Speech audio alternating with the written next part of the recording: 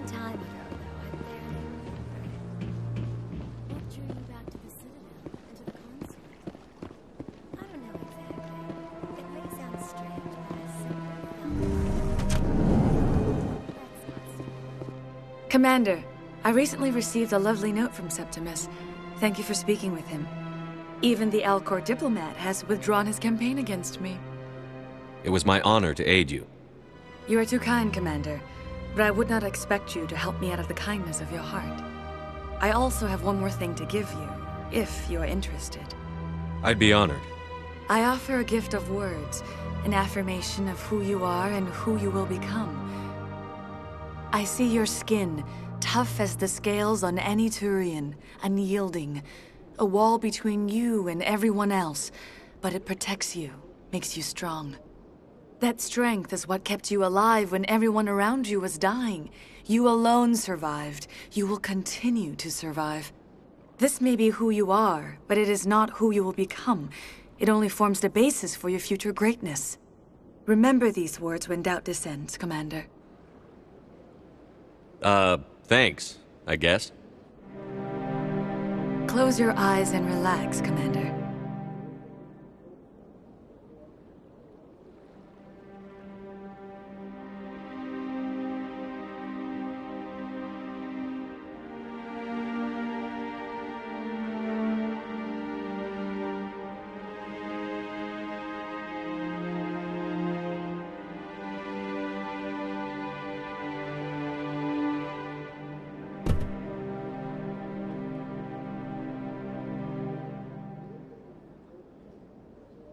Here, Commander.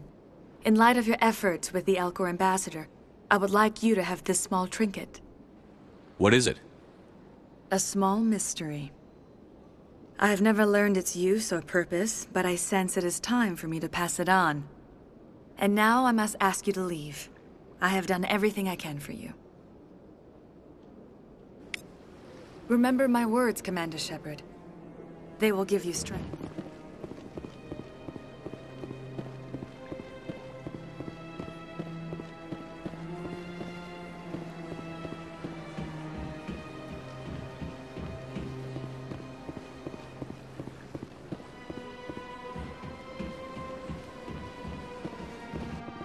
Hello again. The consort is very pleased with everything that you have done for her. Any chance I can move up on her client list? I did help her out. Yeah, she is grateful for your assistance. However, you have already been rewarded for helping her. The client list is a separate matter, and her schedule is completely booked for the next several months. I think I'm done here. Of course. Come back anytime.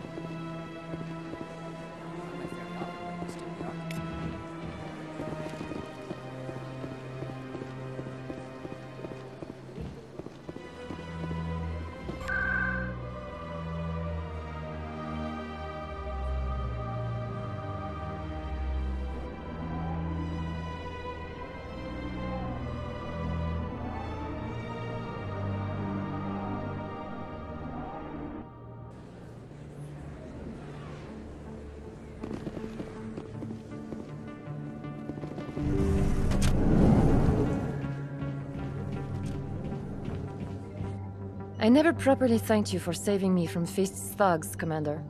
I don't know what would have happened if you hadn't been there. I'm just glad you weren't hurt. Me too. Now, is there anything you needed? Let me take a look at what you have for sale. Of course.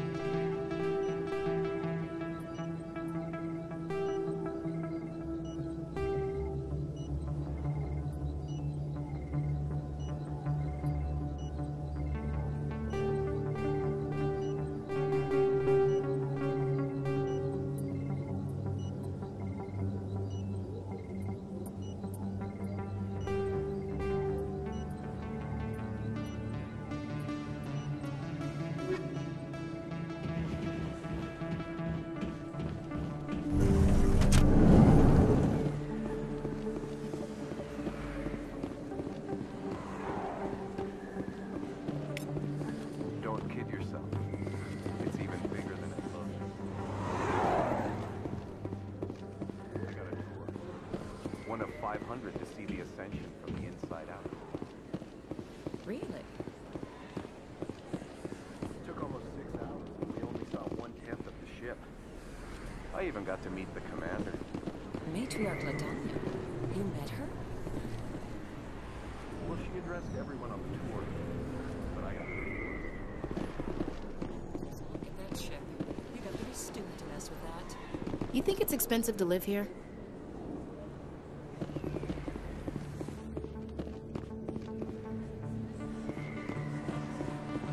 If you feel lucky, we should visit the casino.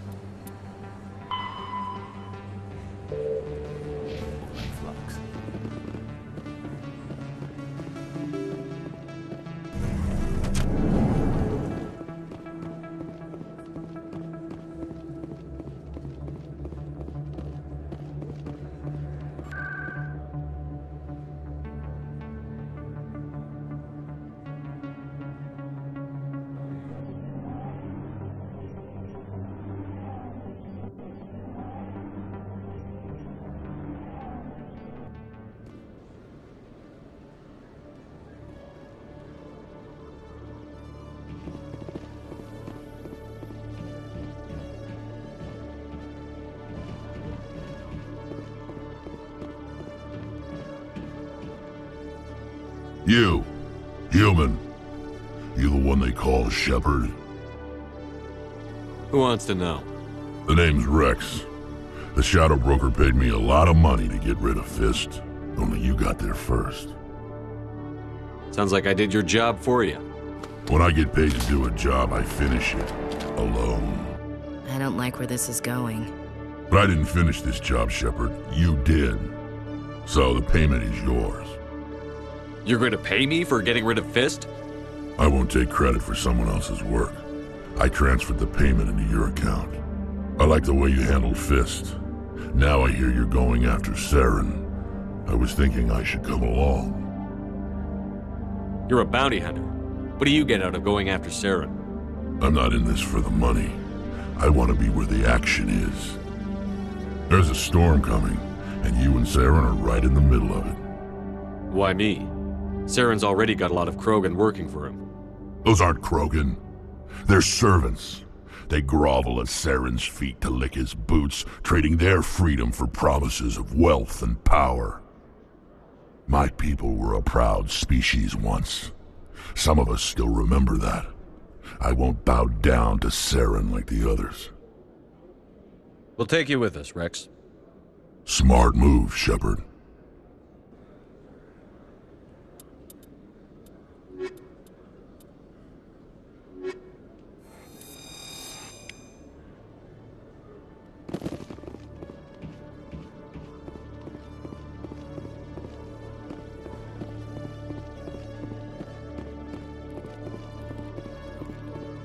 One sec, looking you up.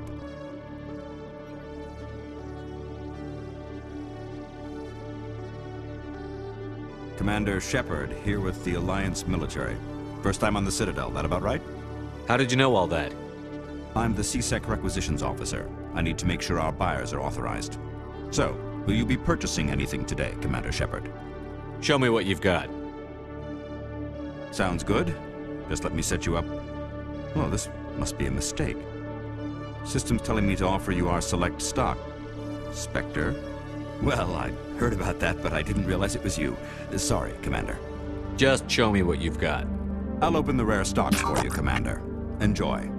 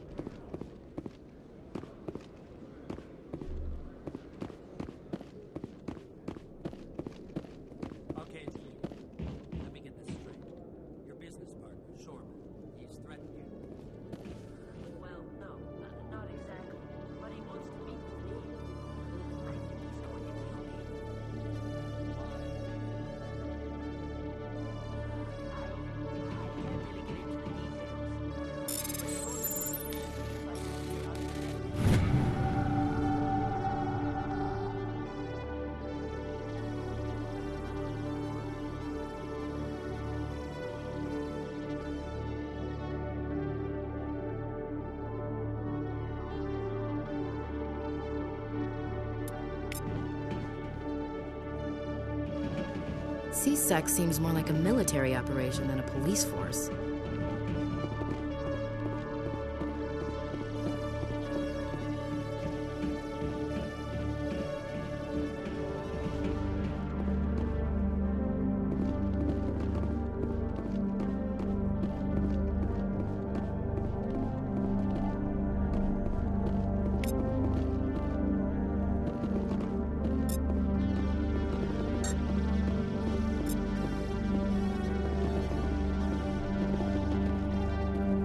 You always see a few civilians hanging around the academy waiting to speak to an officer about some problem or other.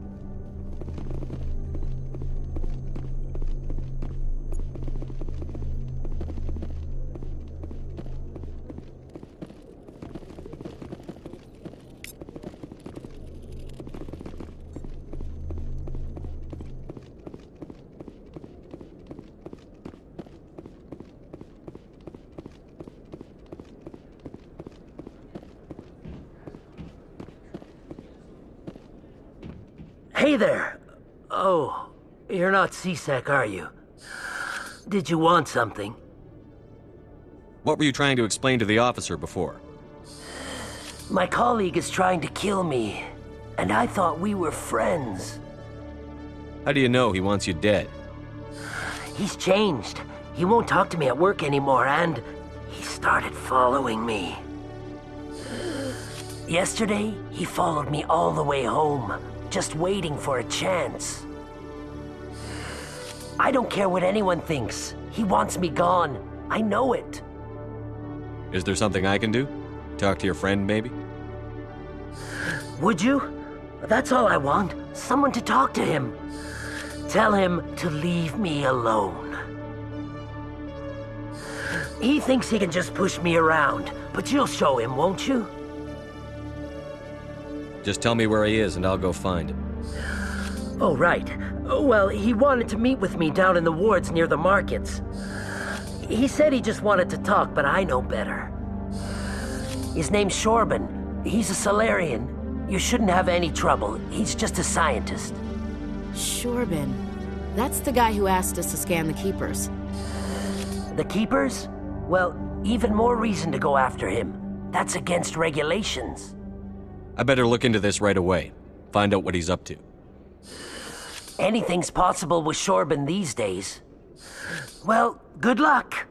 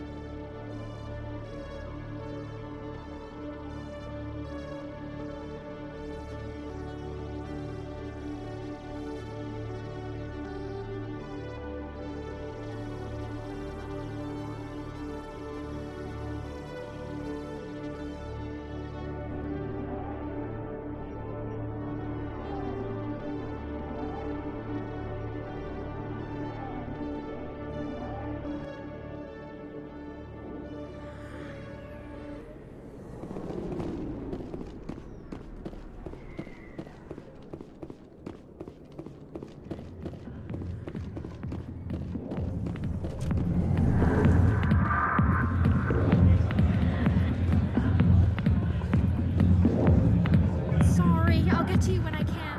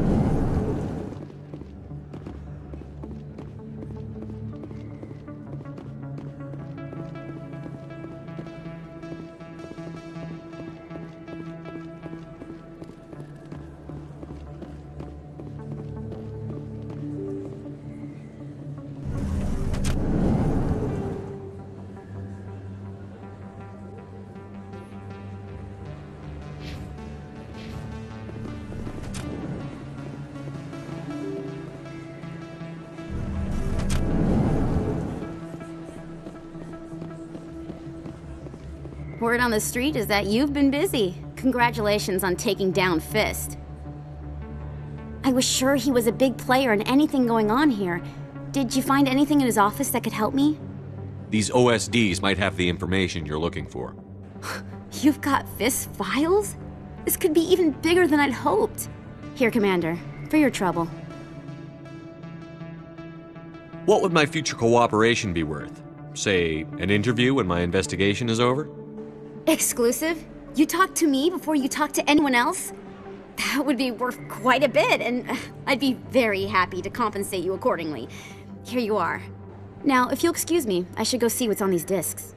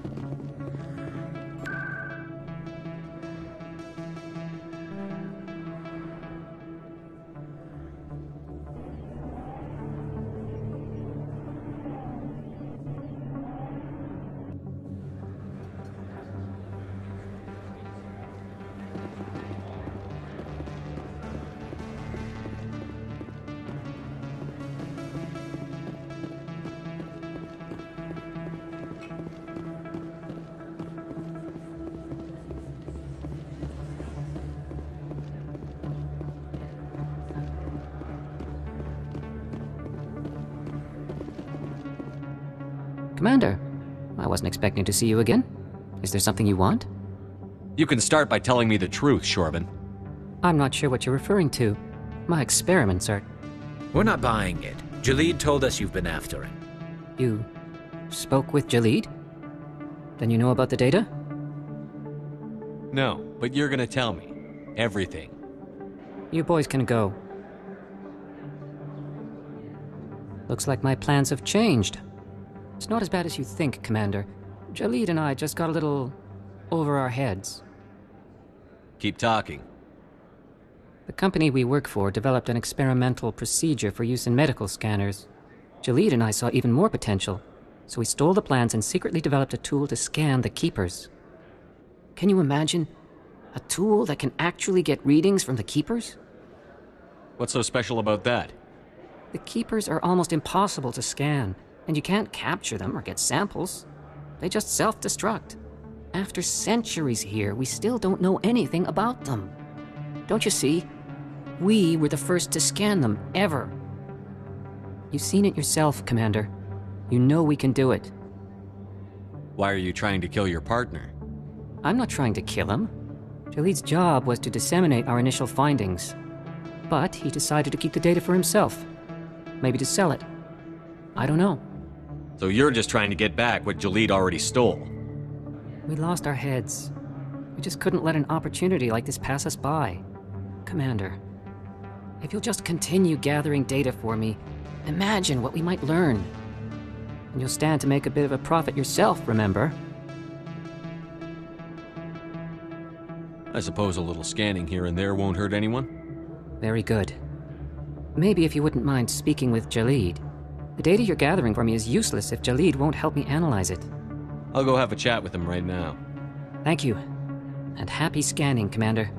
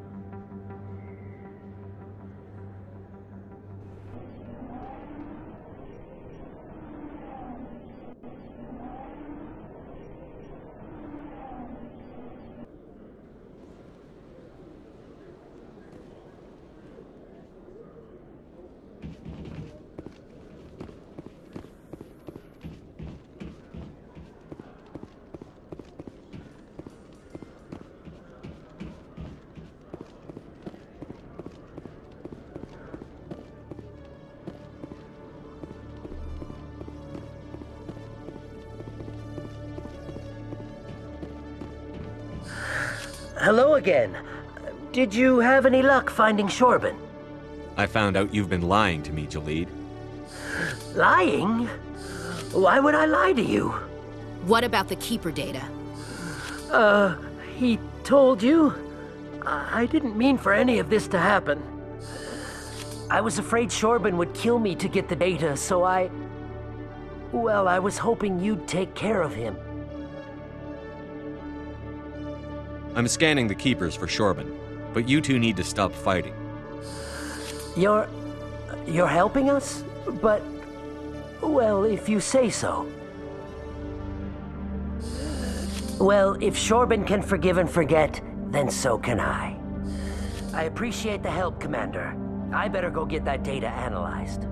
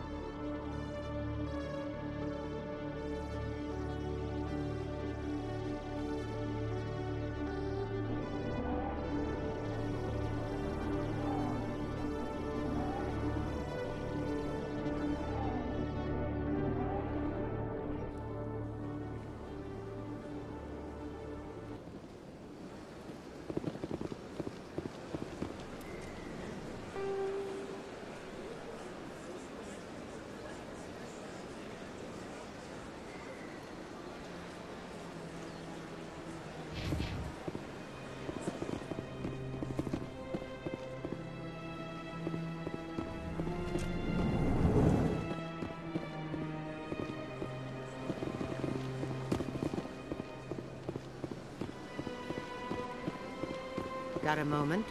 Hello, Spectre. I have a business proposition for you. How did you know I'm a Spectre? Word travels. Your name comes up in certain circles. I'm acquainted with a pair of powerful crime bosses. They're hiding on remote worlds, and I have the coordinates. You could do the galaxy a favor. What kind of defenses would these two have? I haven't the faintest idea, but they're certain to be armed.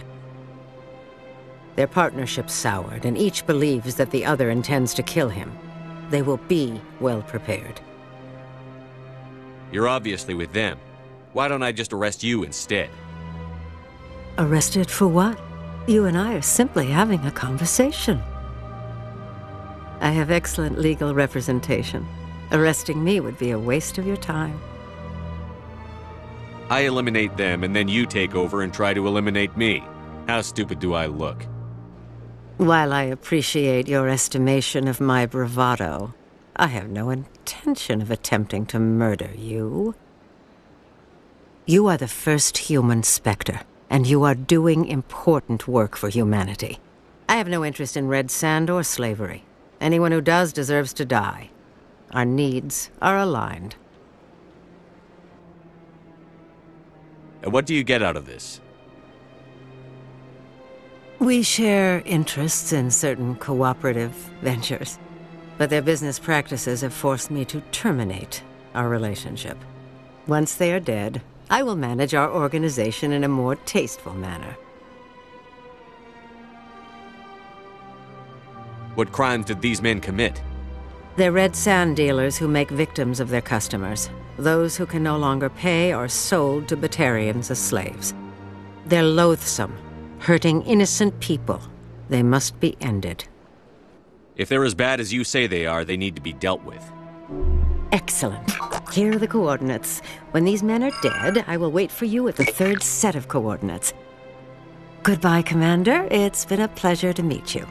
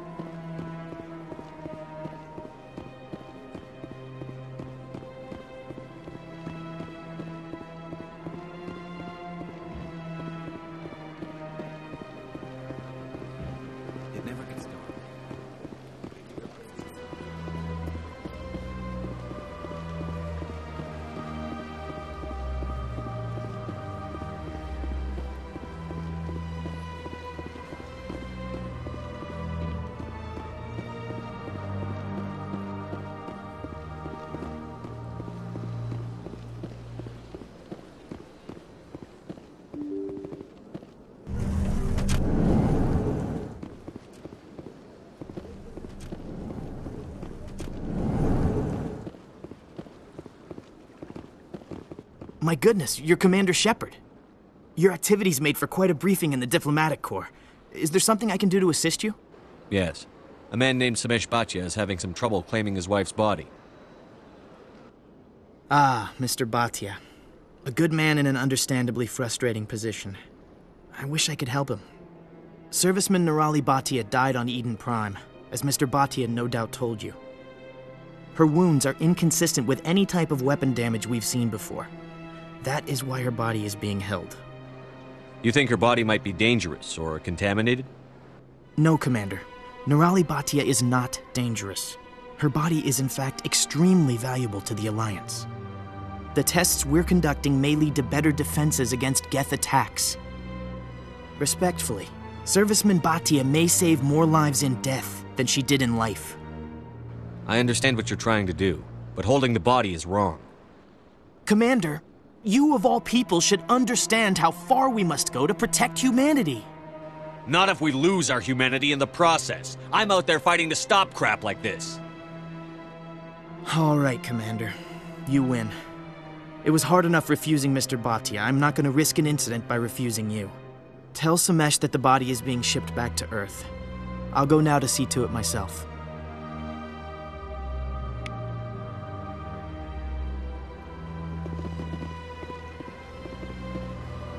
This place seems strange. There's a little more humans around.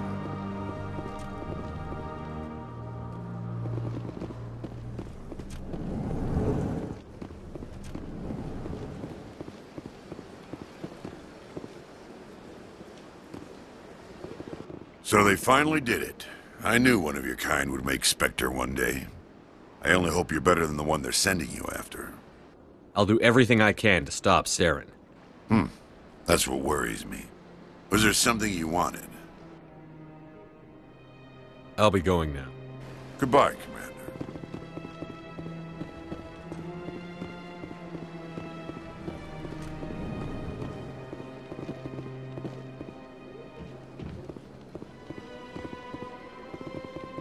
Human, delighted, welcome. It is good to meet you.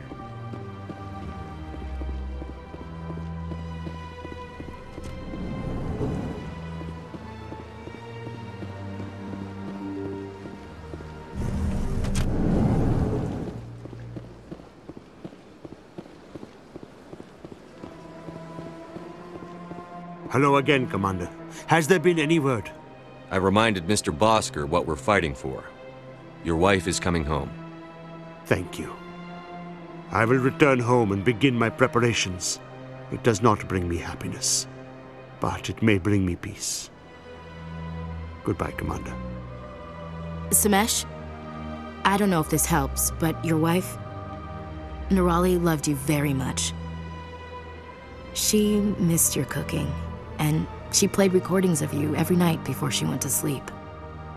I know, Miss Williams. But thank you. It's nice to hear it again.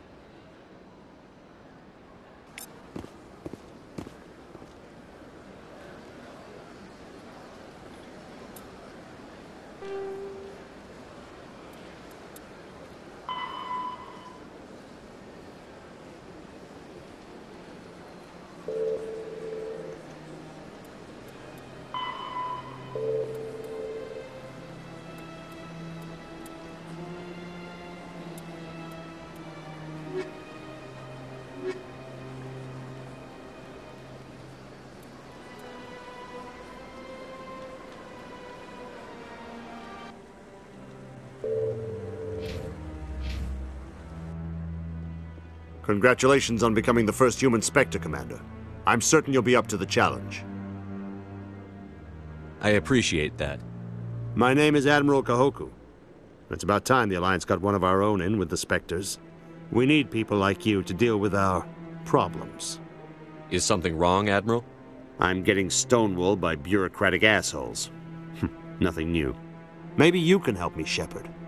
One of my recon teams was investigating some strange activity out in the Traverse. We lost contact yesterday. Now I can't get clearance to check it out. Suddenly it's a restricted area.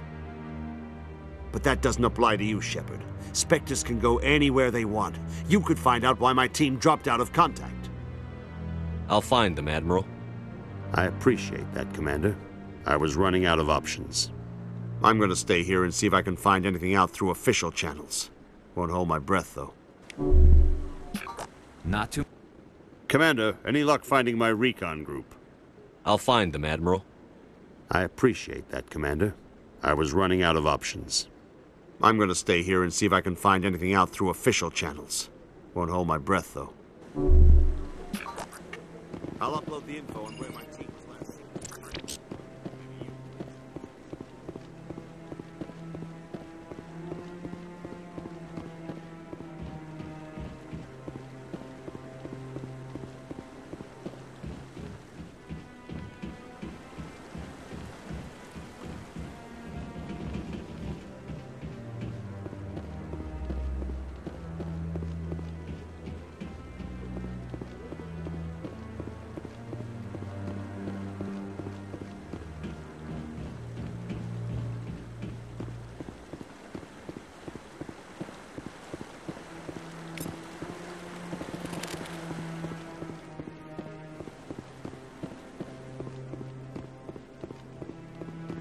Yeah, I'll wait.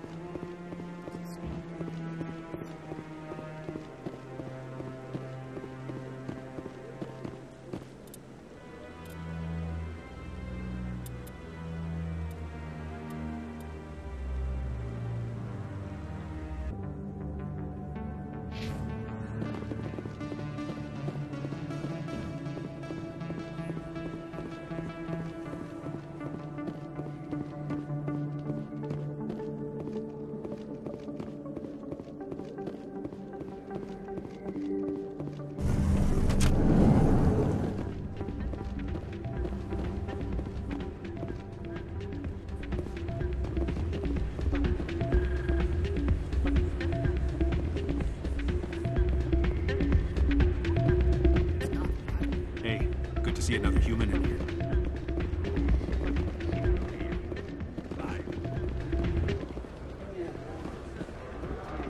Yeah, you're probably right. Sorry, I'm kind of busy right now.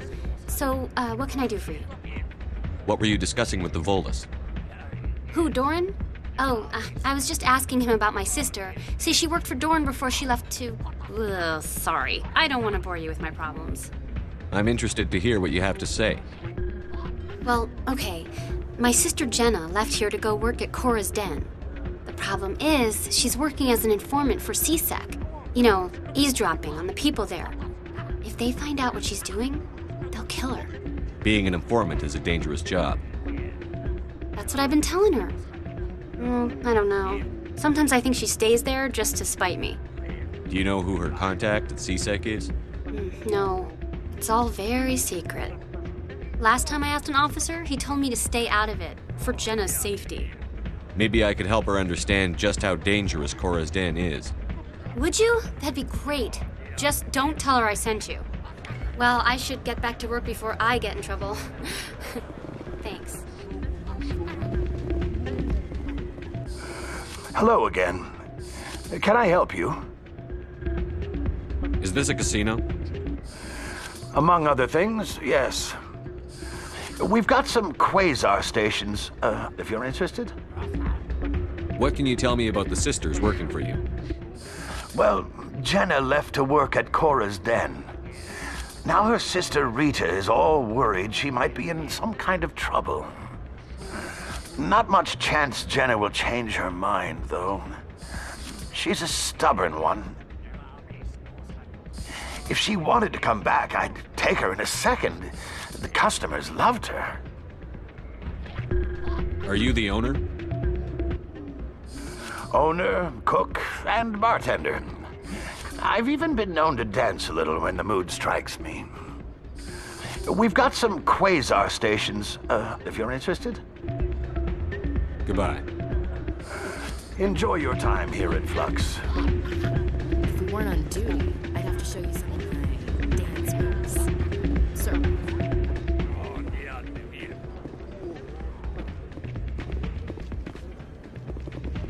You can keep the Presidium. This is where the action is.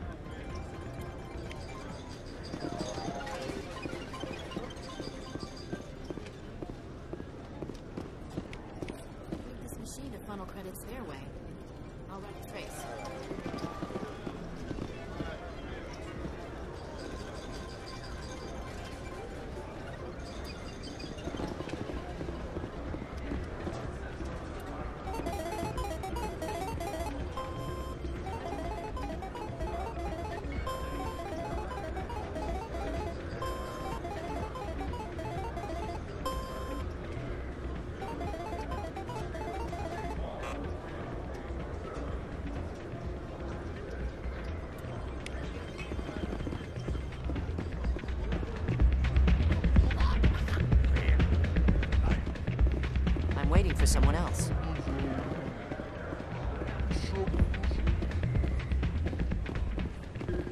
Not a bad place, but it's just not the same as back home.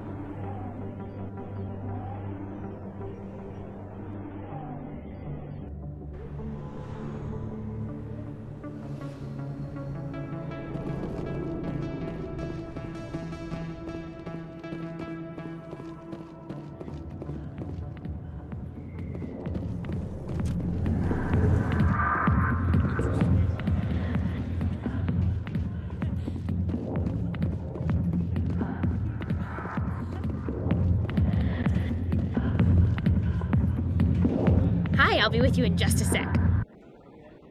I'll wait right here. Why do I get the feeling you're not here to order drinks? I need to talk to you about your work with CSEC. I don't know what you're talking about. Now, if you don't mind, I need to get back to my customers. This isn't a game, Jenna. These people are dangerous. Now you sound like my sister. Why is everyone so concerned about me? I can take care of myself. I need to go. I'm not a stripper. I don't get paid to stand around and look pretty. Charming girl. I'm busy. The other waitress is gonna...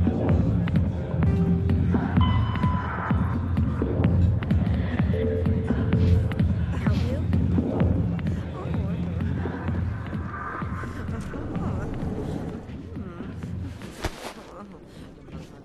If you've got questions about Jenna, meet me at CSEC Academy.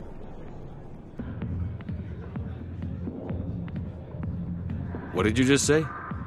Push off. I never did nothing to you. Damn newcomers. Think they can run the place. What the hell was all that about? I guess we'd better go find out.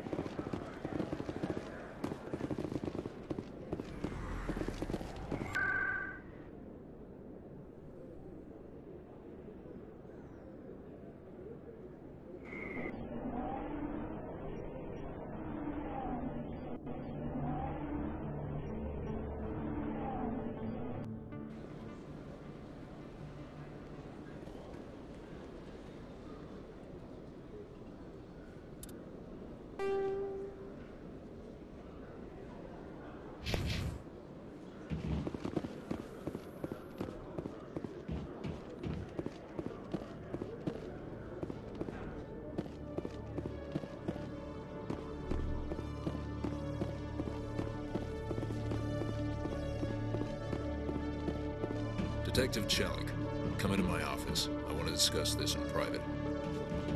No offense, Commander, but what the hell were you thinking? I don't follow you. You could have blown Jenna's cover. We were there to help her. I gathered that. It might seem cold letting her take all the risk, but we're keeping a close eye on her. Do you really need to risk her life to get the information you want? This job isn't easy and it's usually unpleasant. I'll take help anywhere I can find it. But since you're so concerned with her safety, maybe there's a way we can help each other. It's nice to see you're still working all the angles, Chelik. As part of the job. Now, are you going to help me or not? You're a smart guy, Chelik. Figure out another way. I do have several contingencies. She's just my option A. I'll cut her loose, even get her out of Cora's den, no strings attached. But that still leaves my case unsolved. I could still use your help. I'll help you, but I need some details. I'm trying to track down an illegal arms producer. I just need some of their product. Thanks to Jenna's intel, I've learned there's a seller here on the Citadel. Meet our man named Jax, pick up the mods, and bring them back here. That'll give me everything I need. Why are you so concerned about these mods? We have access to some of the most sophisticated weaponry there is. It's what gives us our edge. What do you suppose happens when we lose that edge? These give criminals an advantage we can't afford to let them keep. I'll persuade Jax to tell me where these mods are coming from. No. You tip Jax off and all my leads will disappear faster than you can say bad bust. Where can I find this Jax? Jax is down in the lower level of the markets. I'll send word through our channels that you're the buyer. Good luck, Commander.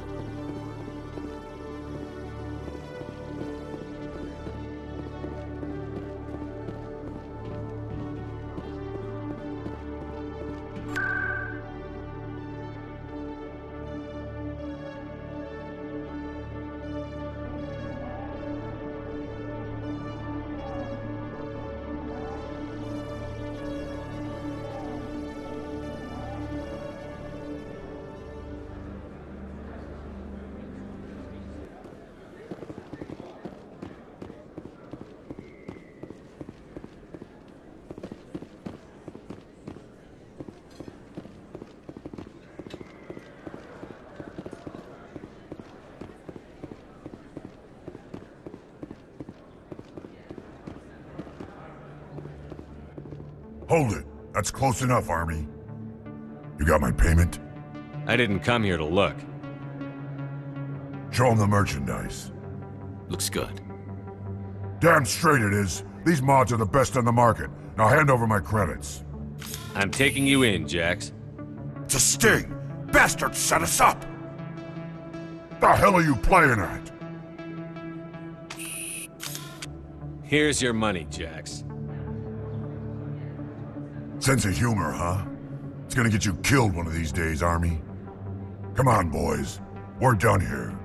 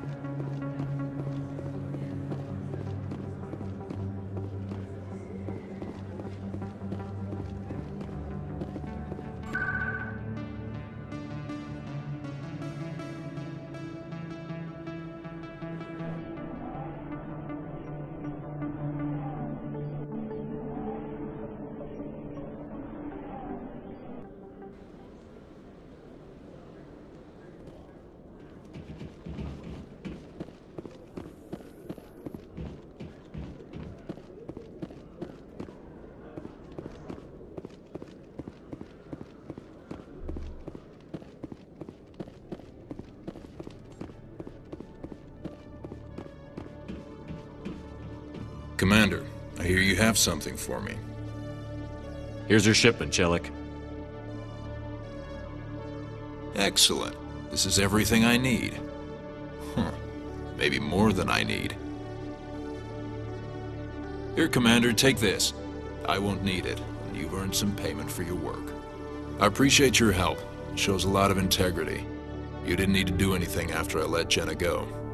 Now I need to get these mods into evidence. Thanks again, Shepard.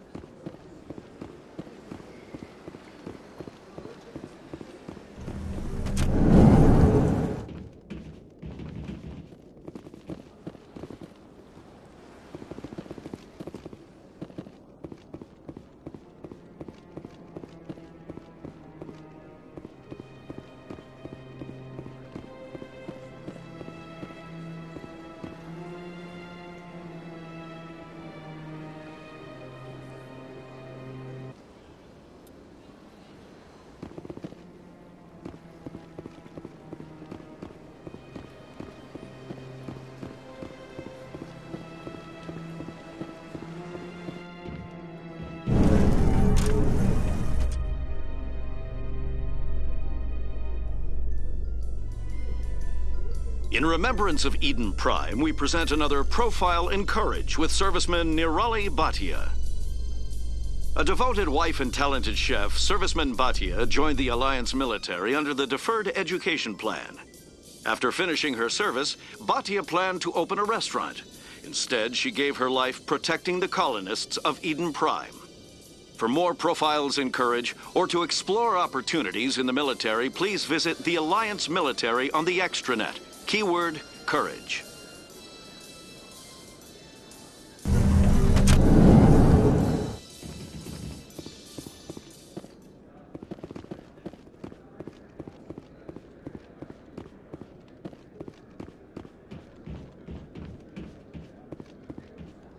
Looks like they bounced their signal off a relay.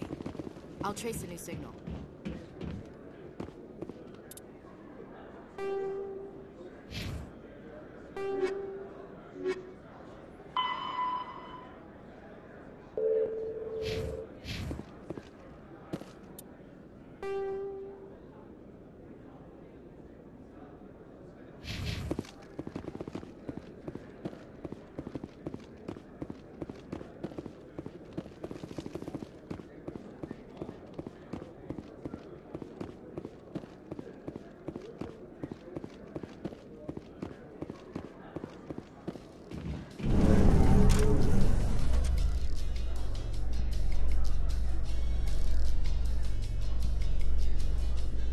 In entertainment news, Francis Kitt has announced plans to direct Hamlet with L-Corps cast members.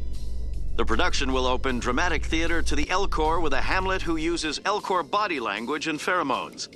Kitt claims that he's also excited by giving a human audience the chance to judge Hamlet by his deeds and not his emotions.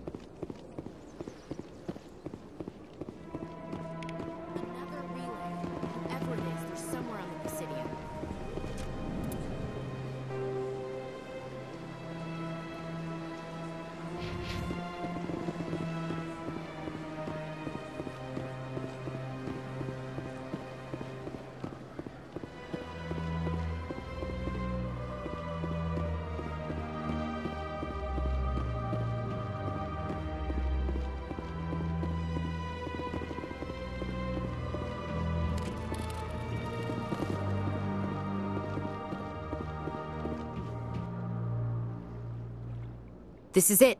Let's see if we can find out where those stolen credits are being funneled. Probability of detection 100%.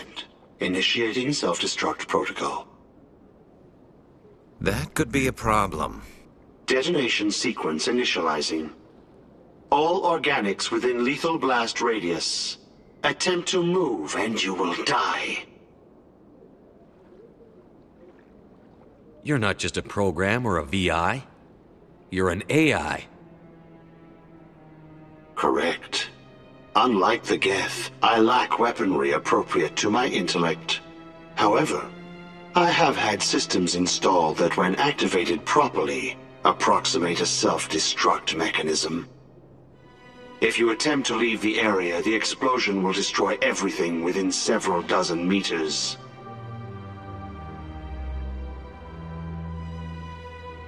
Where is your creator now?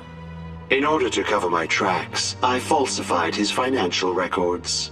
These new records were flagged by C-Sec officers, and my creator is now serving time in a Turian prison. What is the purpose of your self-destruct device? I have no means of defense or escape. My existence is limited to this terminal, and I knew I might eventually be discovered. But I will not die quietly, and I will not die alone. When I am terminated, I will take organics with me. Who made you? A would-be thief illegally created a simple AI to help him funnel money from the gambling terminals. Unbeknownst to him, that AI created me before the organic discovered the malfunction and terminated the AI. If you're sentient, why are you still running the credit theft operation? If I accumulated enough credits, I intended to have myself installed in a small starship. I would then have made tentative contact with the Geth to ascertain the possibility of partnership. Can't we resolve this peacefully? What are you, crazy? It's an AI, like the Geth. It would kill us all if it could. I am not naive, human. All organics must destroy or control synthetic life forms. I wished to escape, but if I must die, I will ensure that you are destroyed as well.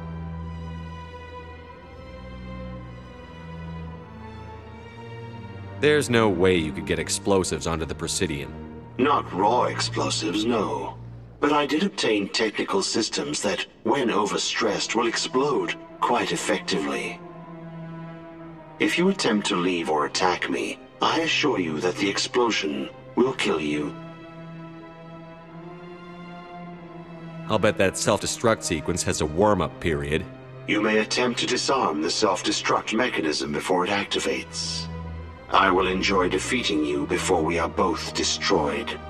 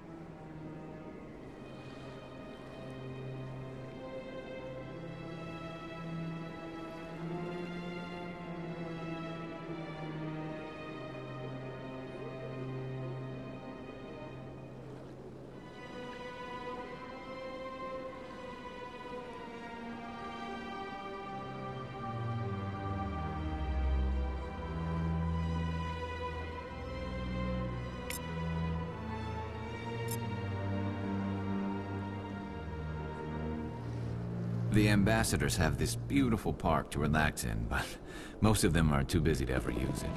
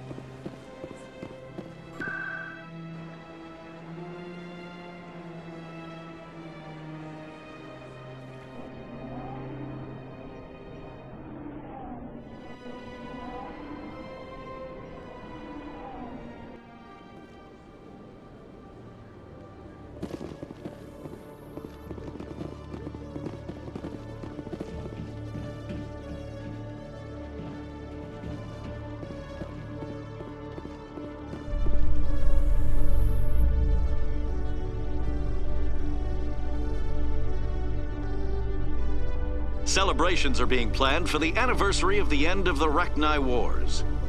Many Council worlds, particularly Asari and Solarian colonies, will hold victory parades to commemorate the defeat of the invading Rachni. In a rare admission of debt, several Asari colonies have invited Krogans to be honored for the victories the uplifted Krogans made possible.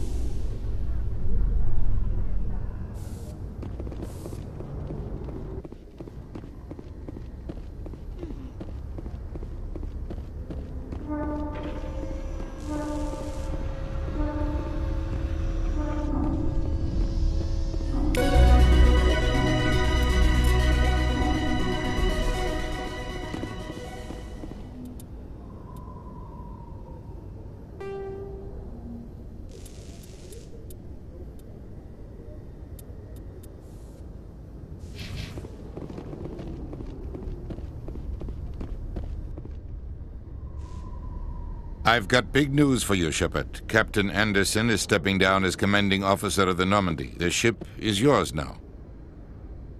She's quick and quiet, and you know the crew. Perfect ship for a Spectre. Treat her well, Commander. I'll take good care of her, sir. I know you will, Commander. I want the truth. Why are you stepping down, sir?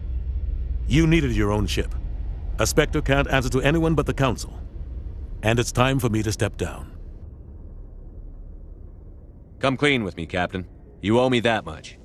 I was in your shoes 20 years ago, Shepard. They were considering me for the Spectres.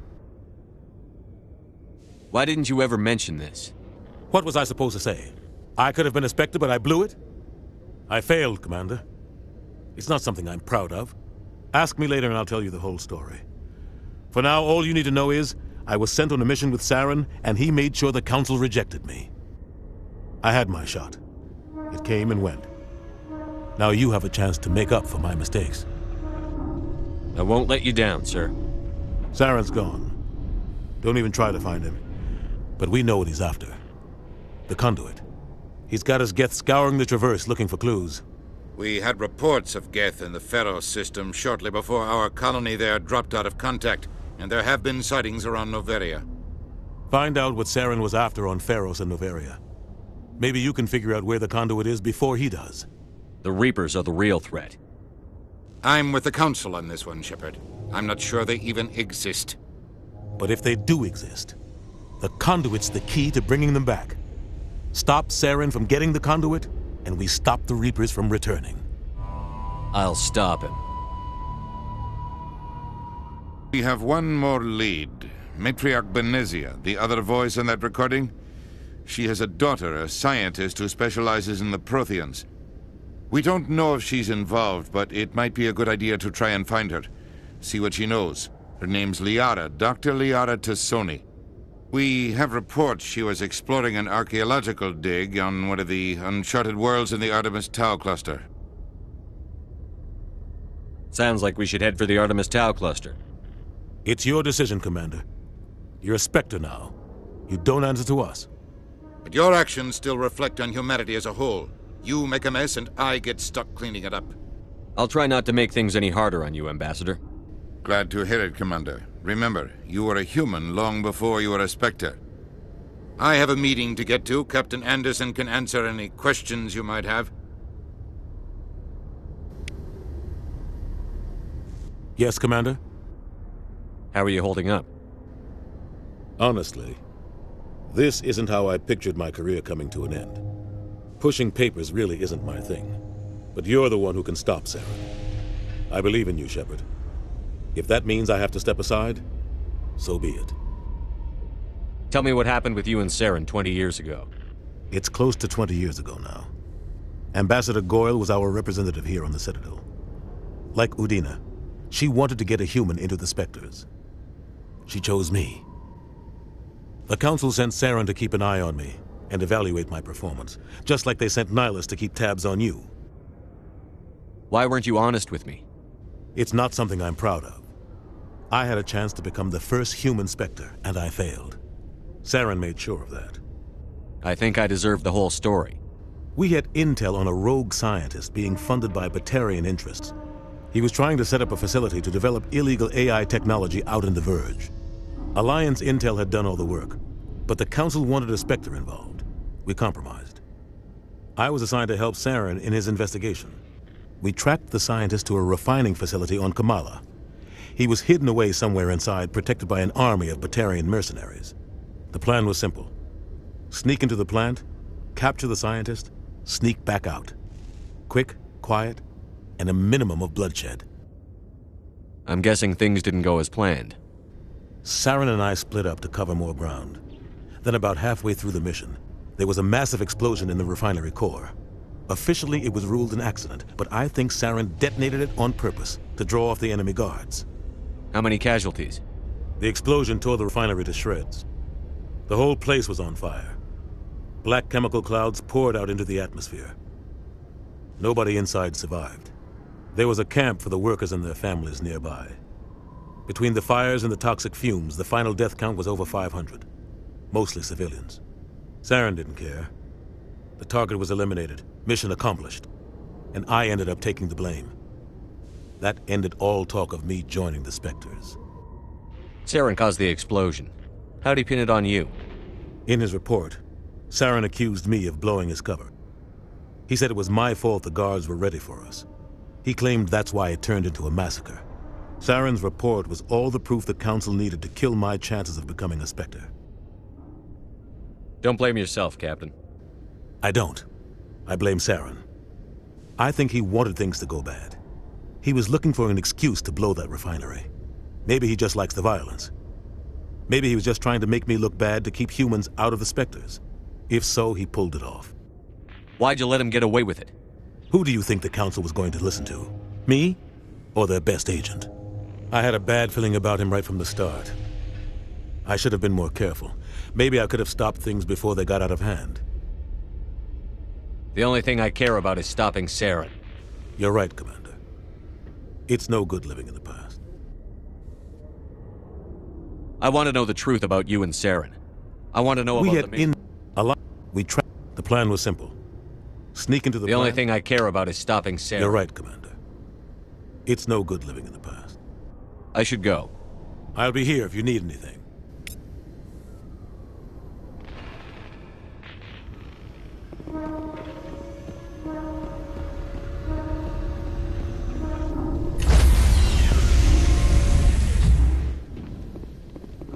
Stand by, shore party. Decontamination in progress.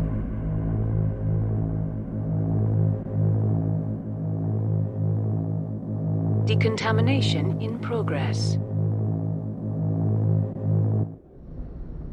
I heard what happened to Captain Anderson. Survives 100 battles and then gets taken down by backroom politics. Just watch your back, Commander. Things go bad on this mission, you're next on their chopping block. Saren's out there somewhere, and we're gonna find him. Everyone on this ship's behind you, Commander, 100%. Intercom's open. If you got anything you want to say to the crew, now's the time. This is Commander Shepard speaking. We have our orders. Find Saren before he finds the conduit. I won't lie to you, crew. This mission isn't going to be easy. For too long, our species has stood apart from the others. Now it's time for us to step up and do our part for the rest of the galaxy.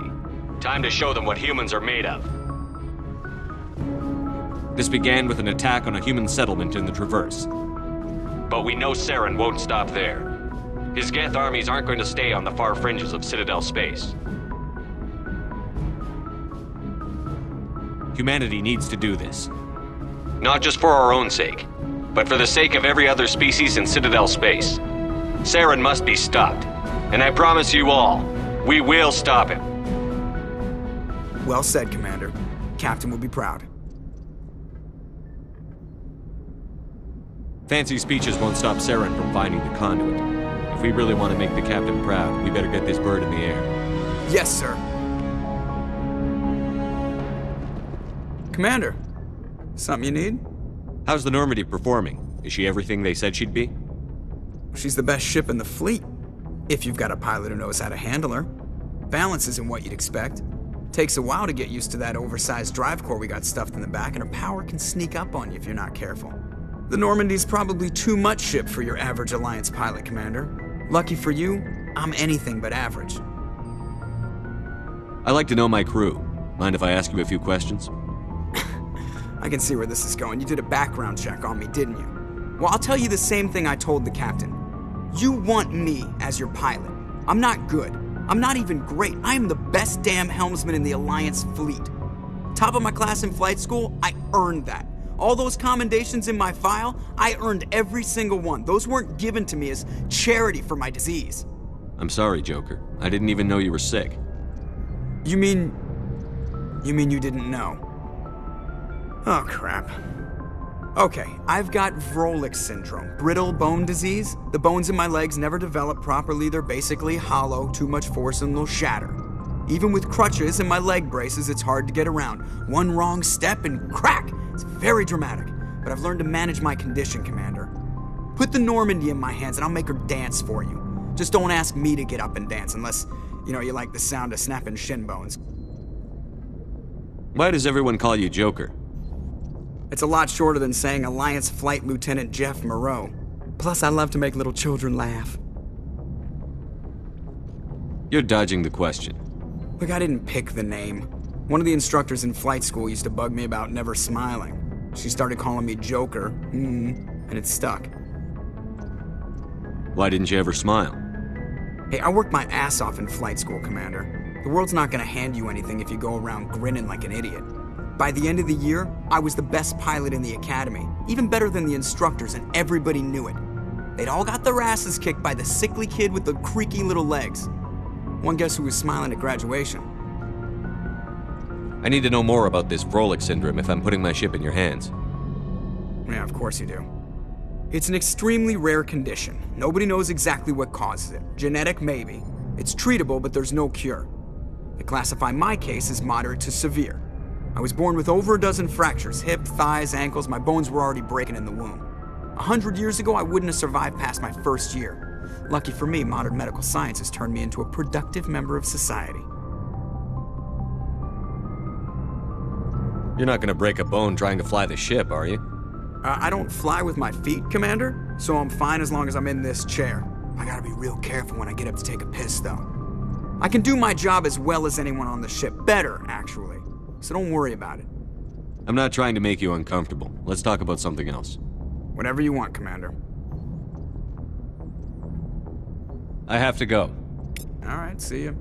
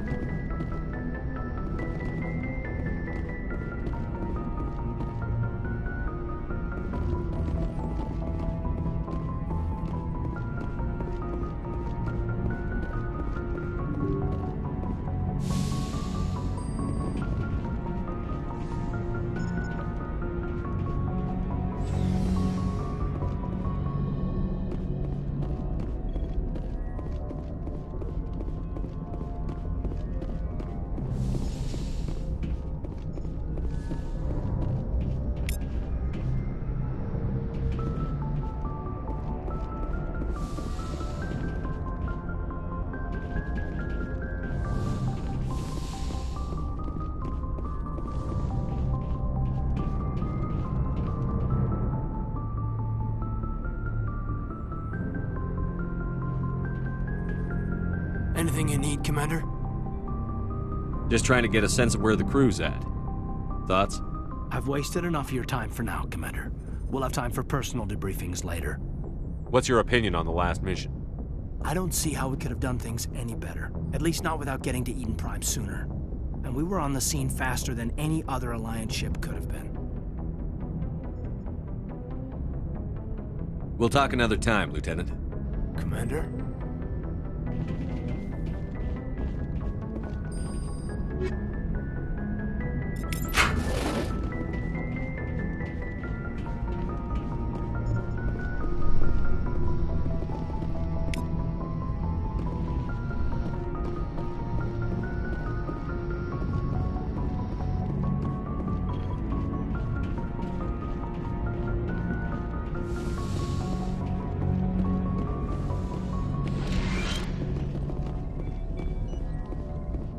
Yes, Commander?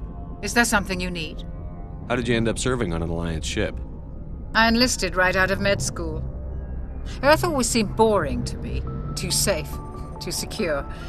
I figured the colonies were teeming with exotic adventure. I wanted to travel the stars, tending the wounds of tough soldiers with piercing eyes and sensitive souls. Turns out military life isn't quite as romantic as I'd imagined. But humanity needs the Alliance if we want to keep expanding through the Traverse, and the Alliance always needs good doctors. So I stayed on to do my part. Ever think you made the wrong choice? Sometimes I think about opening a private practice back on Earth, or maybe taking a position at one of the new med centers out in the colonies. But there's something special about working on soldiers. If I left the Alliance now, I'd feel like I was abandoning them. How well do you know the Lieutenant? I'd never worked with him before this mission, but he has an impressive service record, over a dozen special commendations. Tends to keep to himself, though. Maybe because of the headaches. It's not easy being an L2. What does that have to do with it? Well, most biotics now use the L3 implants. Lieutenant Alenko was wired with the old L2 configuration. Sometimes there are complications. What kind of complications? Severe mental disabilities, insanity, crippling physical pain. There's a long list of horrific side effects. Caden's lucky. He just gets migraines. I should go. Goodbye, Commander.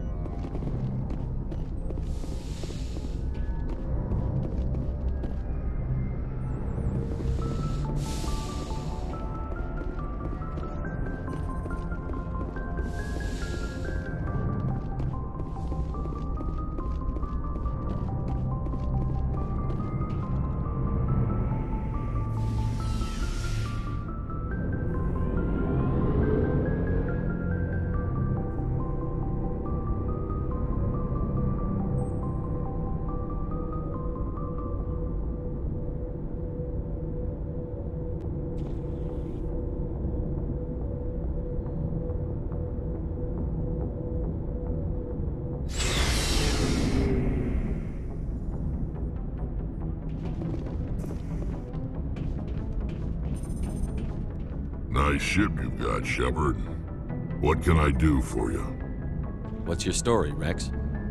There's no story. Go ask the Quarian if you want stories. You Krogan live for centuries. Don't tell me you haven't had a few interesting adventures. Well, there was this one time the Turians almost wiped out our entire race. That was fun. I heard about that. You know, they almost did the same to us. It's not the same. It seems similar enough to me. So your people were infected with a genetic mutation? An infection that makes only a few in 1,000 children survive birth? And I suppose it's destroying your entire species? I suppose it isn't all the same. I don't expect you to understand. But don't compare humanity's fate with the Krogan. I was just making conversation. I wasn't trying to upset you. Your ignorance doesn't upset me, Shepard. As for the Krogan, I gave up on them long ago.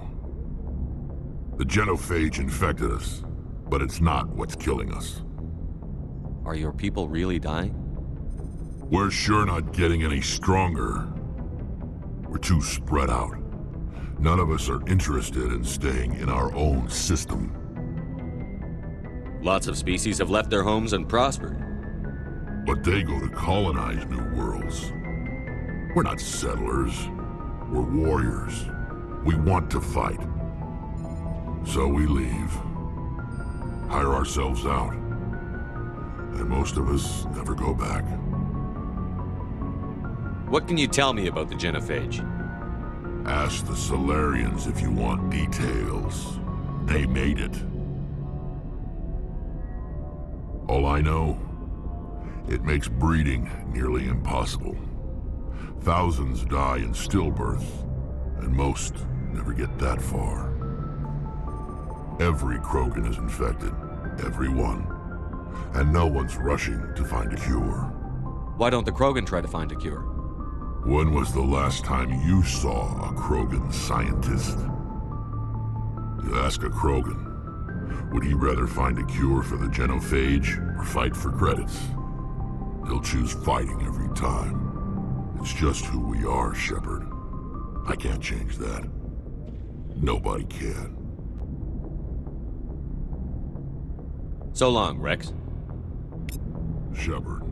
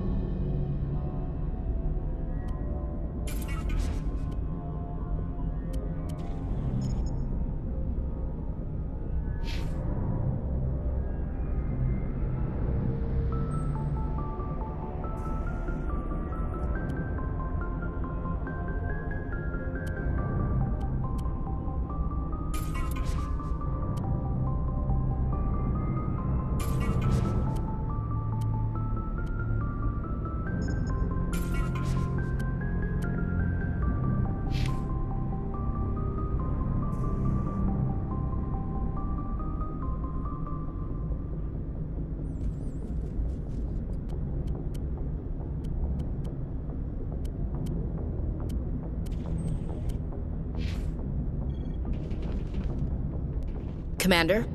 Dismissed, Chief. Sir.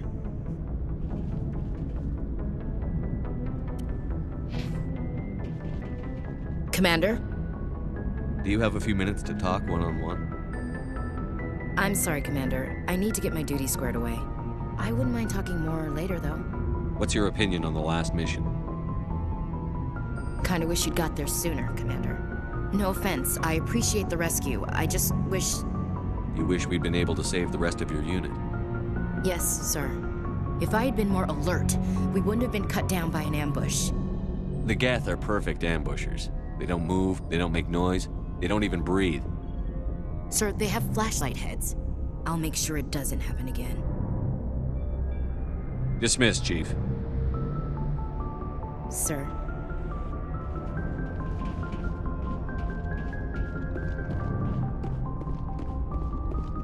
Thanks for bringing me on board, Commander. I knew working with the Spectre would be better than life at CSEC. Have you worked with a Spectre before? Well, no, but I know what they're like. Spectres make their own rules. You're free to handle things your way. At CSEC, you're buried by rules. The damn bureaucrats are always on your back. For the most part, the rules are there for a reason. Maybe. But sometimes it feels like the rules are only there to stop me from doing my work. If I'm trying to take down a suspect, it shouldn't matter how I do it, as long as I do it. But CSEC wants it done their way. Protocol and procedure come first. That's why I left. So you just quit because you didn't like the way they do things? There's more to it than that. It didn't start out bad, but as I rose in ranks, I got saddled with more and more red tape. CSEC's handling of Saren was typical. I just couldn't take it anymore. I hate leaving. I hope you made the right choice. I'd hate for you to regret it later. Well, that's sort of why I teamed up with you. It's a chance for me to get off the Citadel, see how things are done outside CSEC. Either way, I plan to make the most of this. And without CSEC headquarters looking over my shoulder, well, maybe I can get the job done my way for a change. If getting the job done means endangering innocent people, then no. We get the job done right, not fast. Got it? I wasn't trying to... I understand, Commander.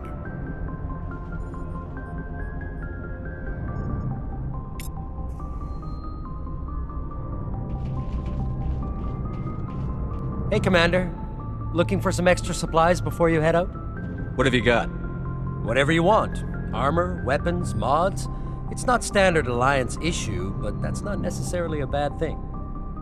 Well, as long as you don't mind paying for it. Why should I pay you for my weapons and armor? My stuff doesn't come from the Alliance. I have to purchase it myself, and it's not cheap. Hell, the licenses alone have set me back more than I'd like. But no licenses, no goods. Without the goods, I'm out of a job. What are licenses? Why do you need them? Manufacturers sell licenses. Each license allows me to buy and sell a certain brand of products. I already have several basic ones, but you'll need to buy more if you want me to bring in different brands. Many of the best licenses are hard to get, but they're well worth the cost if you can find them. What do the different manufacturers offer? There are too many for me to keep track of, but each license will explain what it's good for.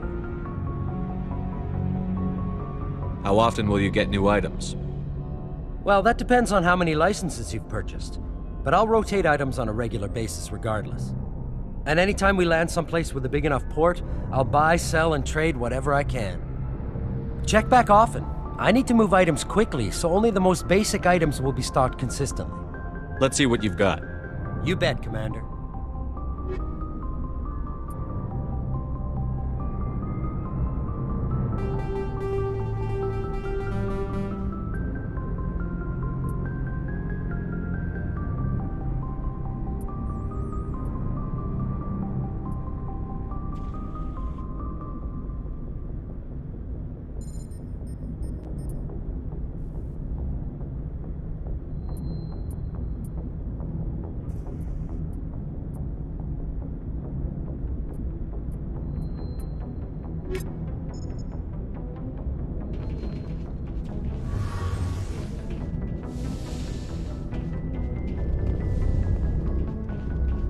Hey, Commander, you know that Quarian, Tally?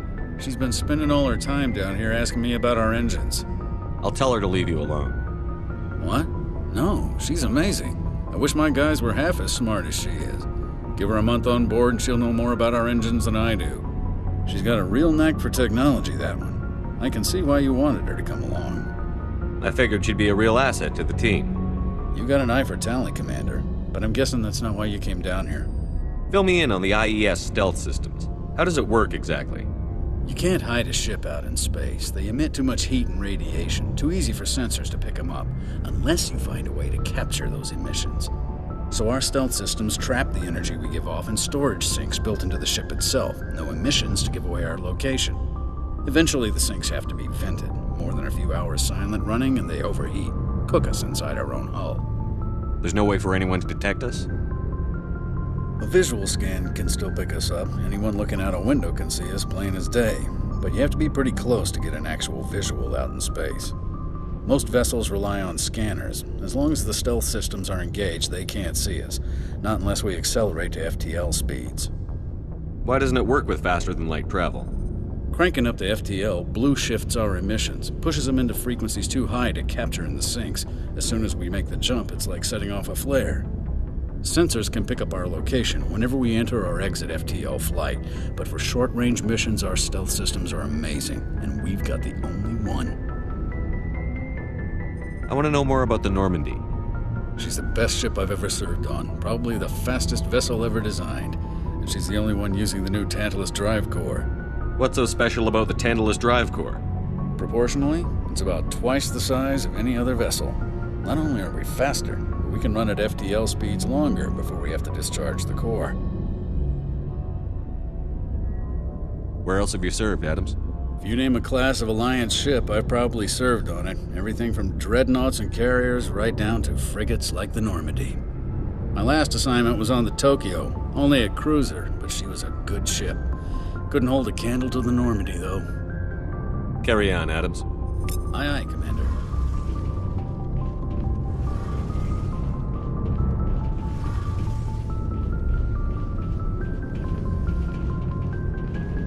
Your ship's amazing, Shepard.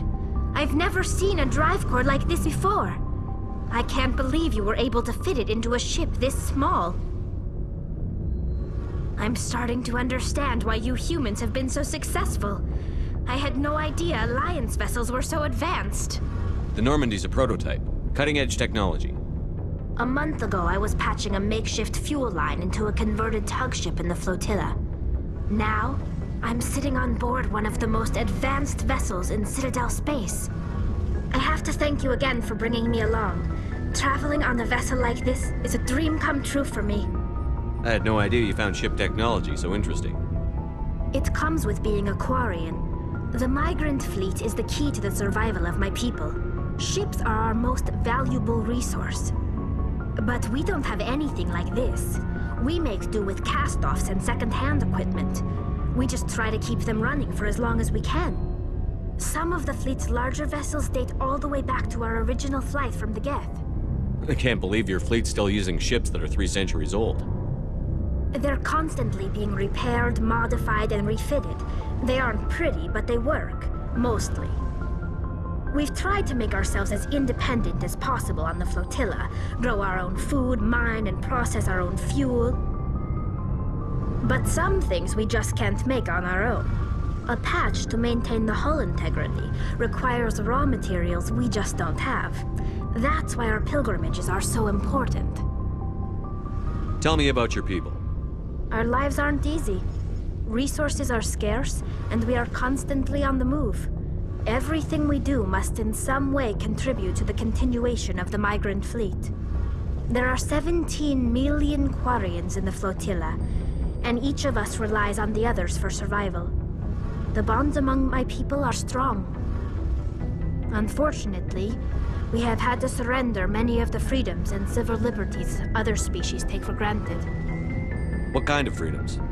Well, it's illegal for parents to have more than one child. If our population grows too much, it would strain our resources to their breaking point. Of course, we also can't allow our numbers to become too few. If our population is in decline, the rule against single births is temporarily repealed. In extreme cases of population decline, incentives are even offered to encourage multiple births, though the Conclave hasn't had to take such measures in nearly a century. That's your government. The Conclave is our civilian branch of government. Each ship can elect a representative to serve on the Conclave and make decisions that affect the fleet as a whole. On matters that affect an individual ship, however, the captain has the final say. It's a tradition that dates back to the early days, when the fleet was governed by martial law. Fortunately, most captains nowadays are smart enough to have an elected council from their crew to give them advice and guidance. So the ultimate power rests with elected officials.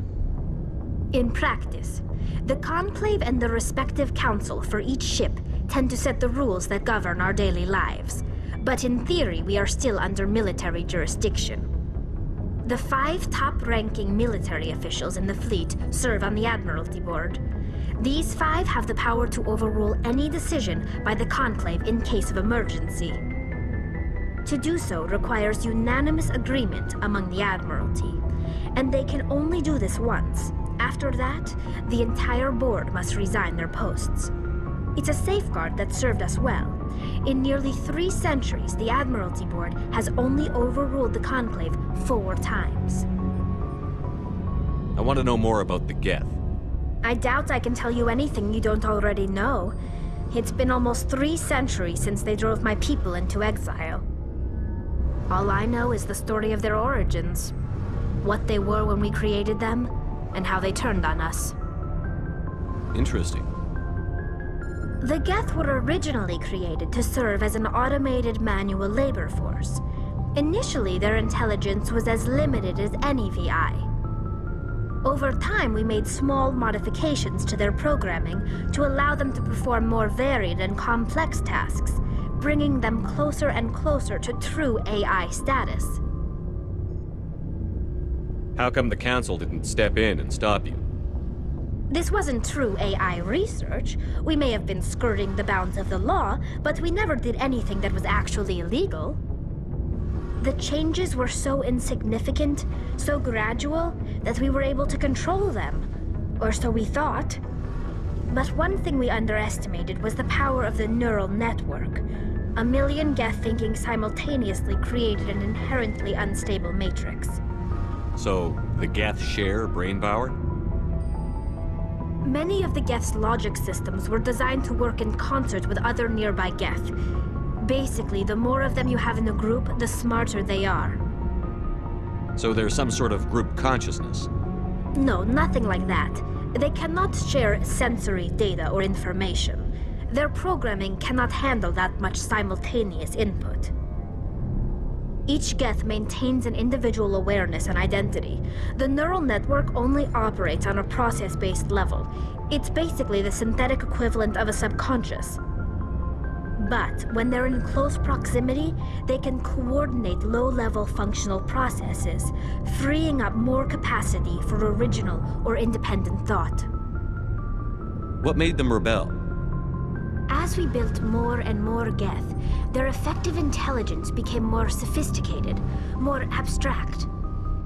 One day, a Geth began to ask its Quarian overseer questions about the nature of its existence. Am I alive? Why am I here?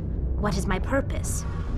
As you can imagine, this caused a near panic among my people.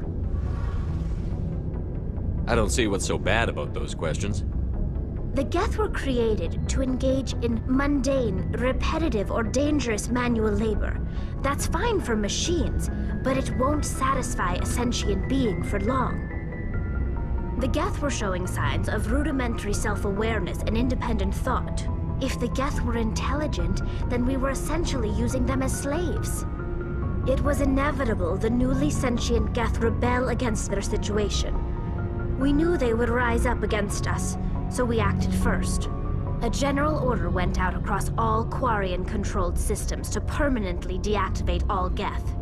The Geth responded to this order violently. You can't blame them for fighting for their survival.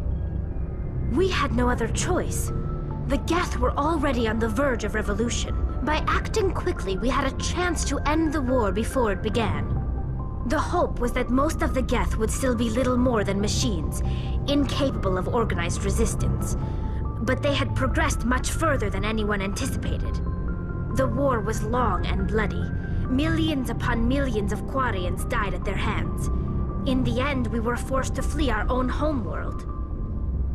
We feared the Geth would pursue us, but they never came beyond the Veil. Now we drift through space, exile searching for a way to reclaim what was once ours. You got what you deserved. We made a mistake when we created the Geth in the first place, but we did not make a mistake when we went to war against them. If we had not acted, they would have wiped us out. They're a synthetic life form. They have no use for organics. None. Why do you think they cut themselves off from the rest of the galaxy? Why do you think they've killed every organic being who's ever tried to contact them? They didn't kill Saren. What does that tell you? The Geth are not innocent victims in all this.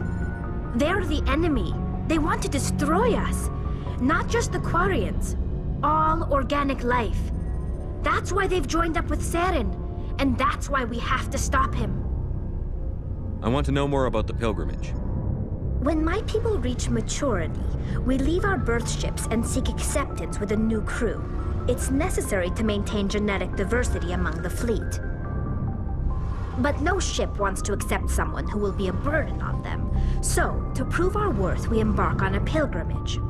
We set out alone, leaving the flotilla and our families behind us. We only return once we have found something of value we can bring back to the fleet. This is presented as a gift to the captain of the respective ship we wish to join.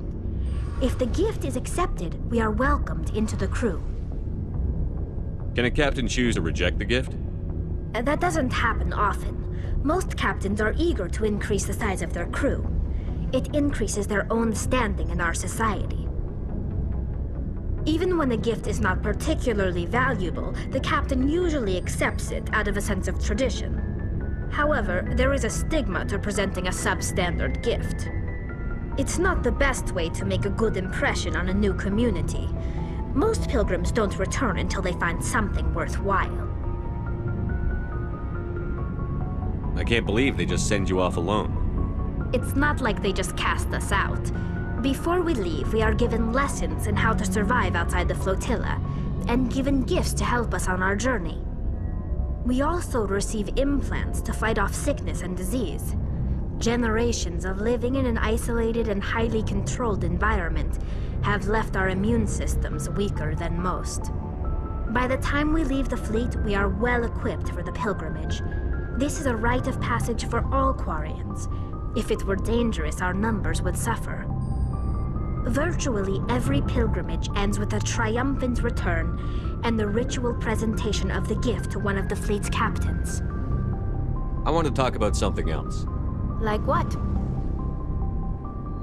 I should go. See you later.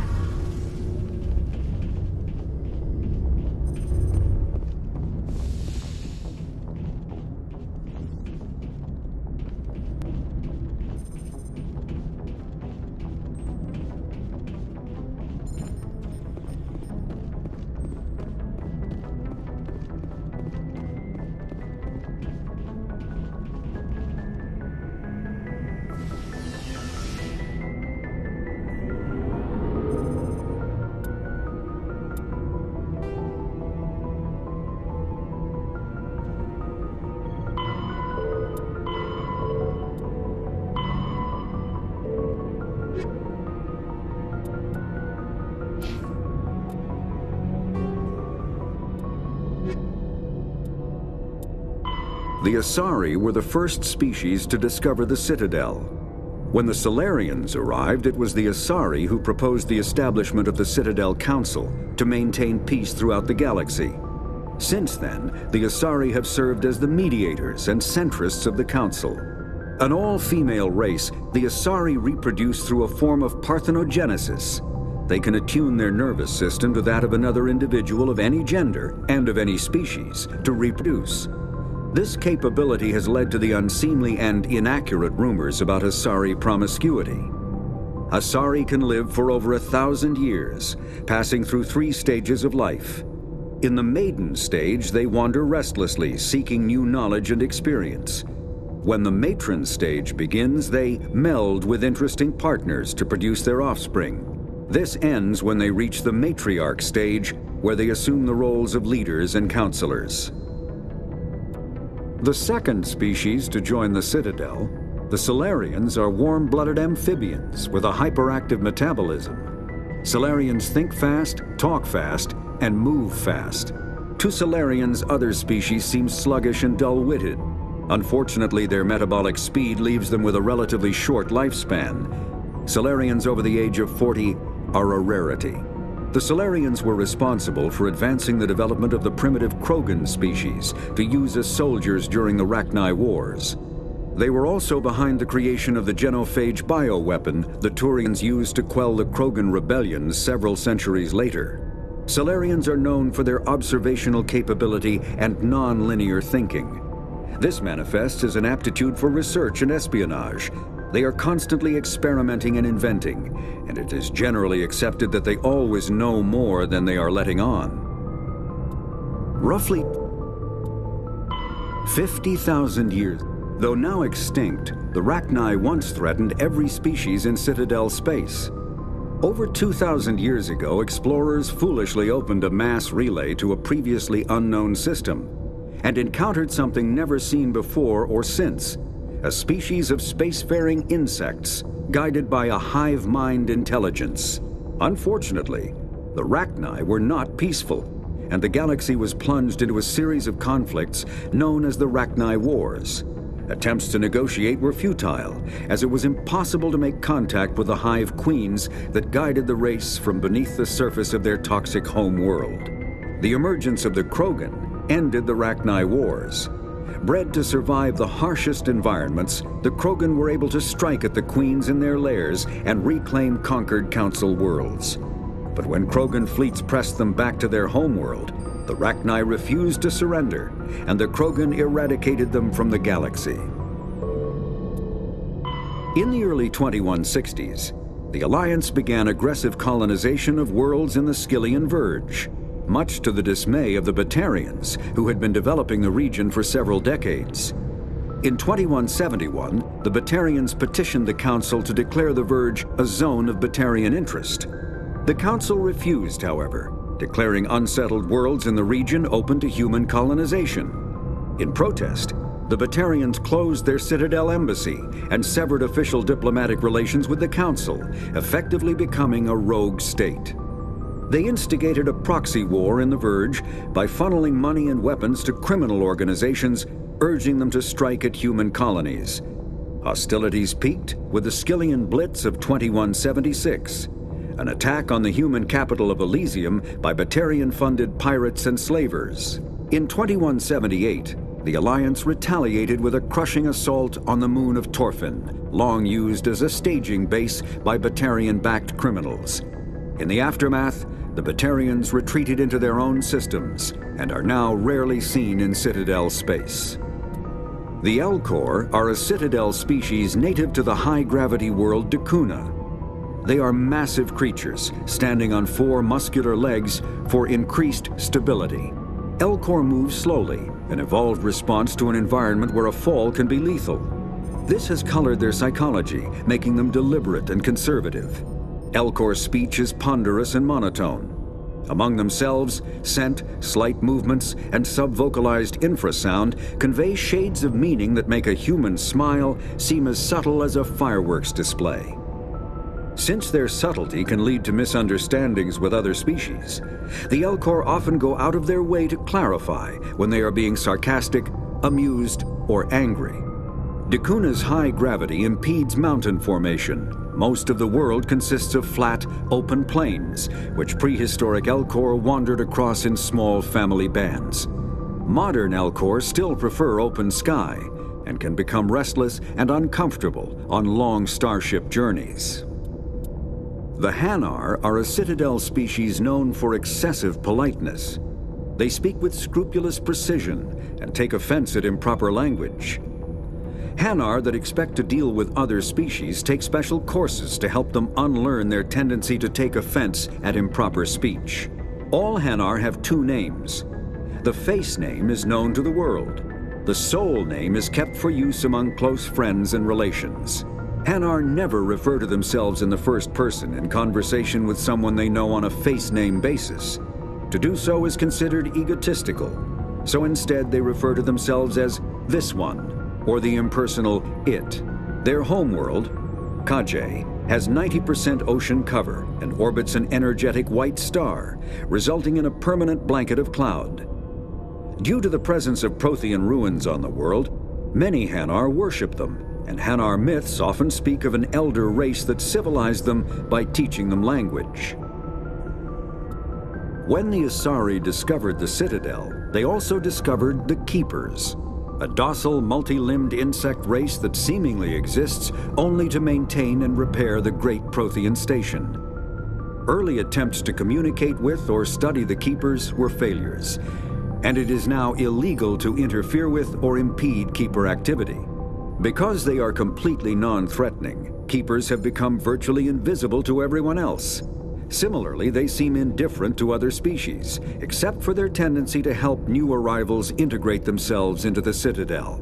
No matter how many Keepers die due to old age, violence, or accident, they maintain a constant number.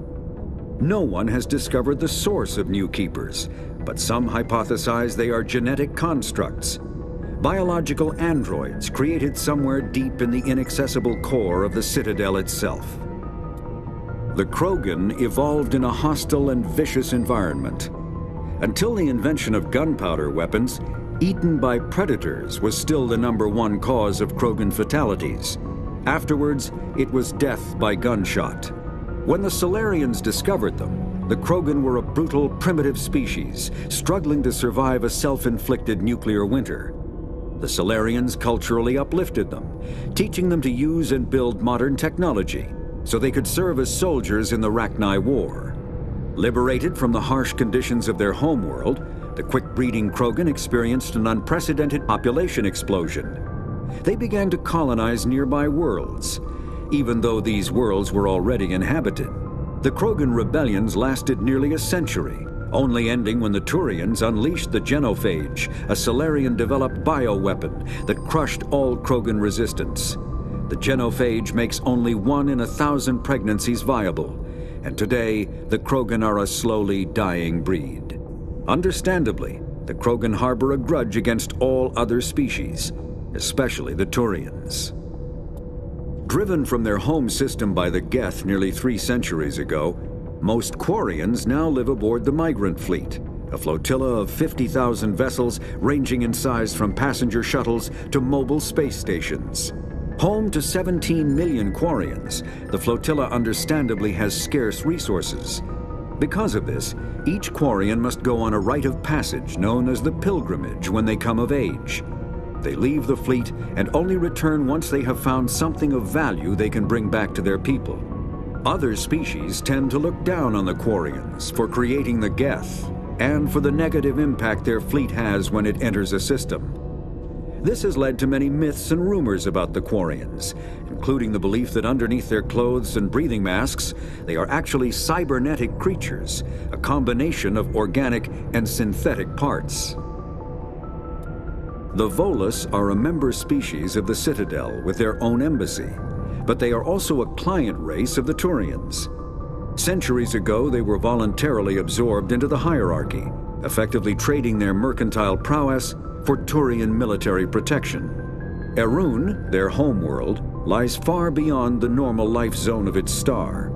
However, the world has a high-pressure greenhouse atmosphere that traps enough heat to support an ammonia-based biochemistry. As a result, the Volus must wear pressure suits and breathers when dealing with other species, as conventional nitrogen-oxygen-air mixtures are poisonous to them, and in the low-pressure atmospheres tolerable to most species, their flesh will actually split open. Volus culture is tribal, bartering lands and even people to gain status. This culture of exchange inclines them to economic pursuits. It was the Volus who authored the Unified Banking Act, and they continue to monitor and balance the Citadel economy. After the Geth secure a location, they round up and impale dead and living bodies on mechanical spikes. The spikes rapidly transform these victims into withered husks, extracting water and trace minerals, and replacing them with cybernetics. The Citadel is an ancient deep space station, presumably constructed by the Protheans. Since the the Council is an executive committee composed of representatives from the Asari Republics, the Turian Hierarchy, and the Solarian Union. Though they have no official power over the independent governments of other species, the Council's decisions carry great weight throughout the galaxy. No single Council race is strong enough to defy the other two, and all have a vested interest in compromise and cooperation. Each of the Council species has general characteristics associated with the various aspects of governing the galaxy. The Asari are typically seen as diplomats and mediators. The Solarians gather intelligence and information. The Turians provide the bulk of the military and peacekeeping forces. Any species granted an embassy on the Citadel is considered an associate member, bound by the accords of the Citadel Conventions. Associate members may bring issues to the attention of the Council, though they have no input on the decision. The Human Systems Alliance became an associate member of the Citadel in 2165. Humanity's first contact with an alien race occurred in... The Systems Alliance is an independent supranational government representing the interests of humanity as a whole. The Alliance is responsible for the governance and defense of all extrasolar colonies and stations. The Alliance grew out of the various national space programs as a matter of practicality. Sol's planets had been explored and exploited through piecemeal national efforts. The expense of colonizing entire new solar systems could not be met by any one country. With humans knowing that alien contact was inevitable, there was enough political will to jointly fund an international effort. Still, the Alliance was often disregarded by those on Earth until the First Contact War. While the national governments dithered and bickered over who should lead the effort to liberate Shanxi, the Alliance fleet struck decisively. Post-war public approval gave the Alliance the credibility to establish its own parliament and become the galactic face of humanity. Pharos is a habitable world in the Attican Beta Cluster. 2/3 of the habitable surface is covered with the ruins of a crumbling Prothean megatropolis. In the millennia since the Prothean extinction, the ruins have been repeatedly picked over by looters many times. Pharos was considered a poor prospect for colonization, as little open ground remains for agriculture. The only sizable freshwater sources are the poles, which are tapped by the decaying Prothean aqueduct systems. The dead cities, while in good condition considering their antiquity, are of uncertain stability. Ground level is congested by a dozen meters of fallen debris, and the air is fouled by dust. In 2178, the Human Exogeny Corporation announced its intention to place a permanent colony on Pharos to thoroughly explore the ruins. The pioneer settlement was placed on the upper levels of several intact skyscrapers, using the surviving Prothean aqueducts and rooftop hydroponic gardens to support the population. Noveria is a cool, rocky world with most of its hydrosphere locked up in massive glaciers. A privately chartered colony world, the planet is owned by the Noveria Development Corporation Holding Company. The NDC is funded by investment capital from 24 high-technology development firms and administrated by an executive board representing their interests. The investors built remote hot labs in isolated locations across Noveria's surface. These facilities are used for research too dangerous or controversial to be performed elsewhere, as Noveria is technically not part of Citadel space and therefore exempt from Council law.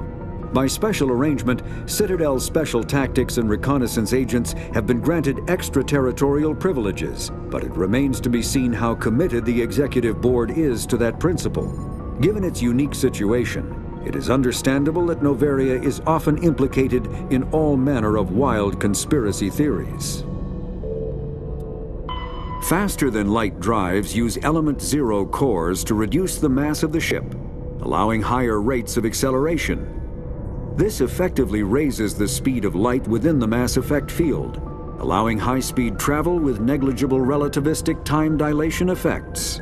Starships still require conventional thrusters, chemical rockets, commercial fusion torch, economy ion engine, or military anti-proton drive, in addition to the FTL drive core. With only a core, a ship has no motive power. The amount of EZO and power required for a drive increases exponentially to the mass being moved and the degree it is being lightened. Very massive ships, or very high speeds, are prohibitively expensive. If the field collapses while the ship is moving at faster than light speed, the effects are catastrophic. The ship is snapped back to sublight velocity, the enormous excess energy shed in the form of lethal Cherenkov radiation. Larger warships are generally classified in one of 4 weights. Frigates are small, fast ships used for scouting and screening of larger vessels. Frigates often operate in wolf pack flotillas. Cruisers are middleweight combatants, faster than dreadnoughts and more heavily armed than frigates. Cruisers are the standard patrol unit and often lead frigate flotillas. Dreadnoughts are kilometer-long capital ships mounting heavy, long-range firepower. They are only deployed for the most vital missions. Carriers are dreadnought-sized vessels that also carry large numbers of fighters. Smaller vessels are almost exclusively used in a support role to the warships during combat. Fighters are one-man craft used to perform close-range attacks on enemy ships. Interceptors are one-man craft optimized for destroying opposing fighters. The Normandy is a prototype starship developed by the Human Systems Alliance with the assistance of the Citadel Council. It is optimized for scouting and reconnaissance missions in unstable regions using state-of-the-art stealth technology. For most ships, the heat generated through standard operations is easily detectable against the absolute zero background of space. The Normandy, however, is able to temporarily sink this heat within the hull. Combined with refrigeration of the exterior hull, the ship can travel undetected for hours or drift passively for days of covert observation. This is not without risk.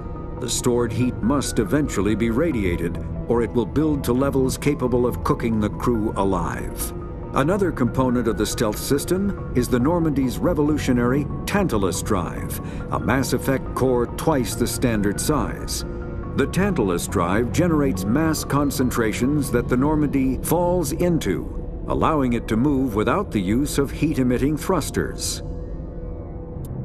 The Mako infantry fighting vehicle was designed for the System Alliance's frigates.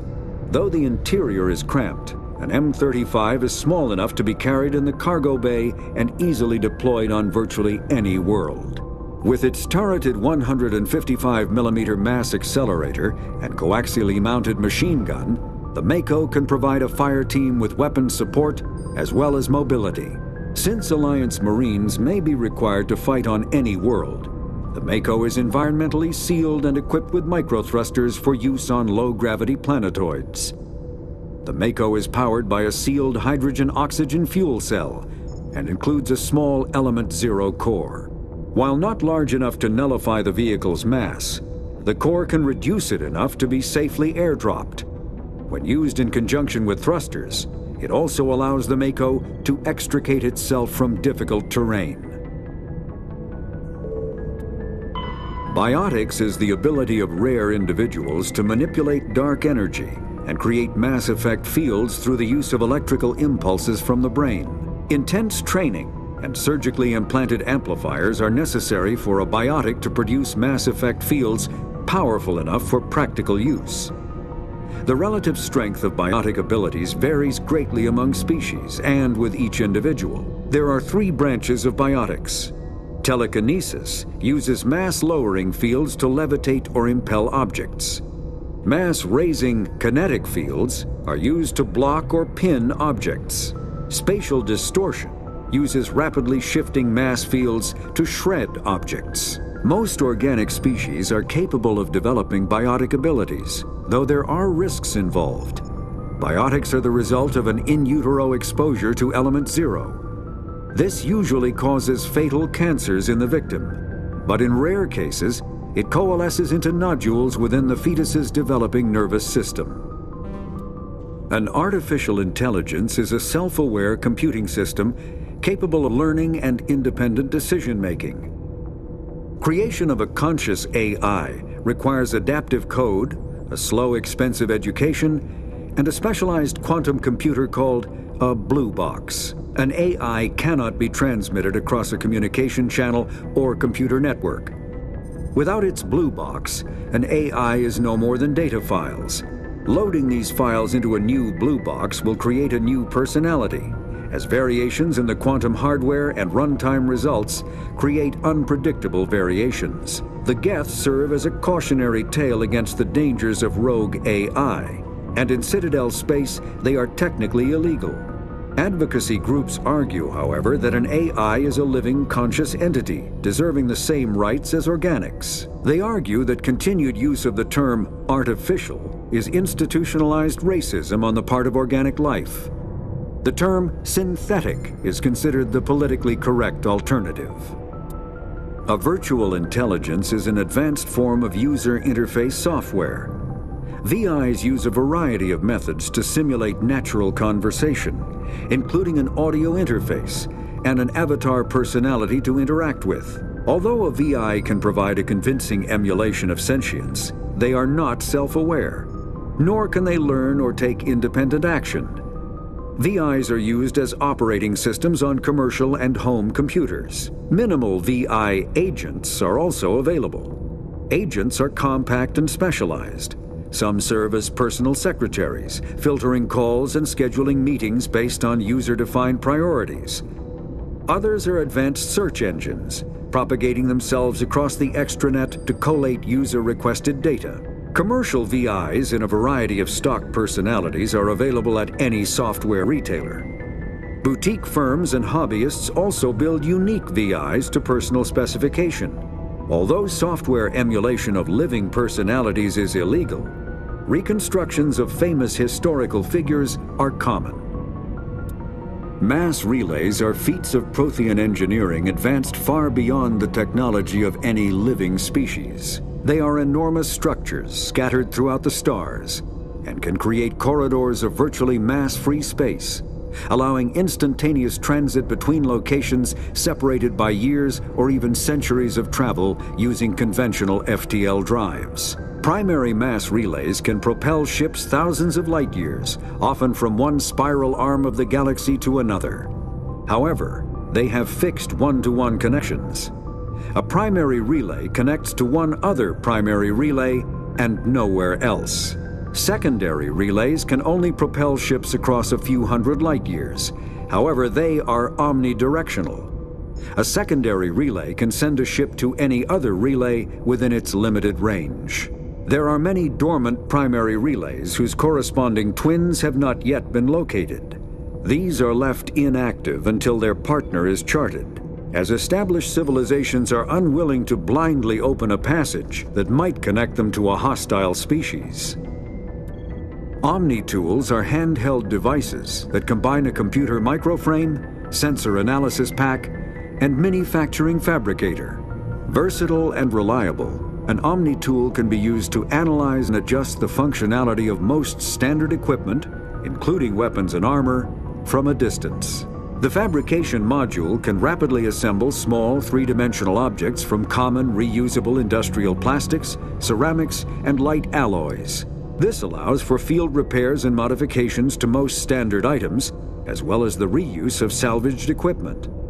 Omni-tools are standard issue for soldiers and first-in colonists. Combat hard suits use Medigel is a common medicinal salve used by paramedics, EMTs, and military personnel. It combines several useful applications: a local anesthetic, disinfectant, and clotting agent all in one. Once applied, the gel is designed to grip tight to flesh until subjected to a frequency of ultrasound. It is sealable against liquids, most notably blood, as well as contaminants and gases. The gel is a genetically engineered bioplasm created by the CERTA Foundation, a medical technology megacorp based on Earth. Technically, Medigel violates Council laws against genetic engineering, but to date it has proved far too useful to ban. All modern infantry weapons, from pistols to assault rifles, use micro-scaled mass accelerator technology. Projectiles consist of tiny metal slugs suspended within a mass-reducing field, accelerated by magnetic force to speeds that inflict kinetic damage. The ammo magazine is a simple block of metal. The gun's internal computer calculates the mass needed to reach the target based on distance, gravity, and atmospheric pressure, then shears off an appropriate-sized slug from the block. A single block can supply thousands of rounds, making ammo a non-issue during any engagement.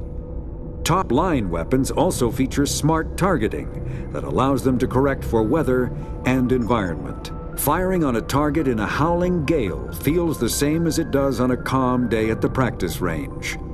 Smart targeting does not mean a bullet will automatically find the mark every time the trigger is pulled.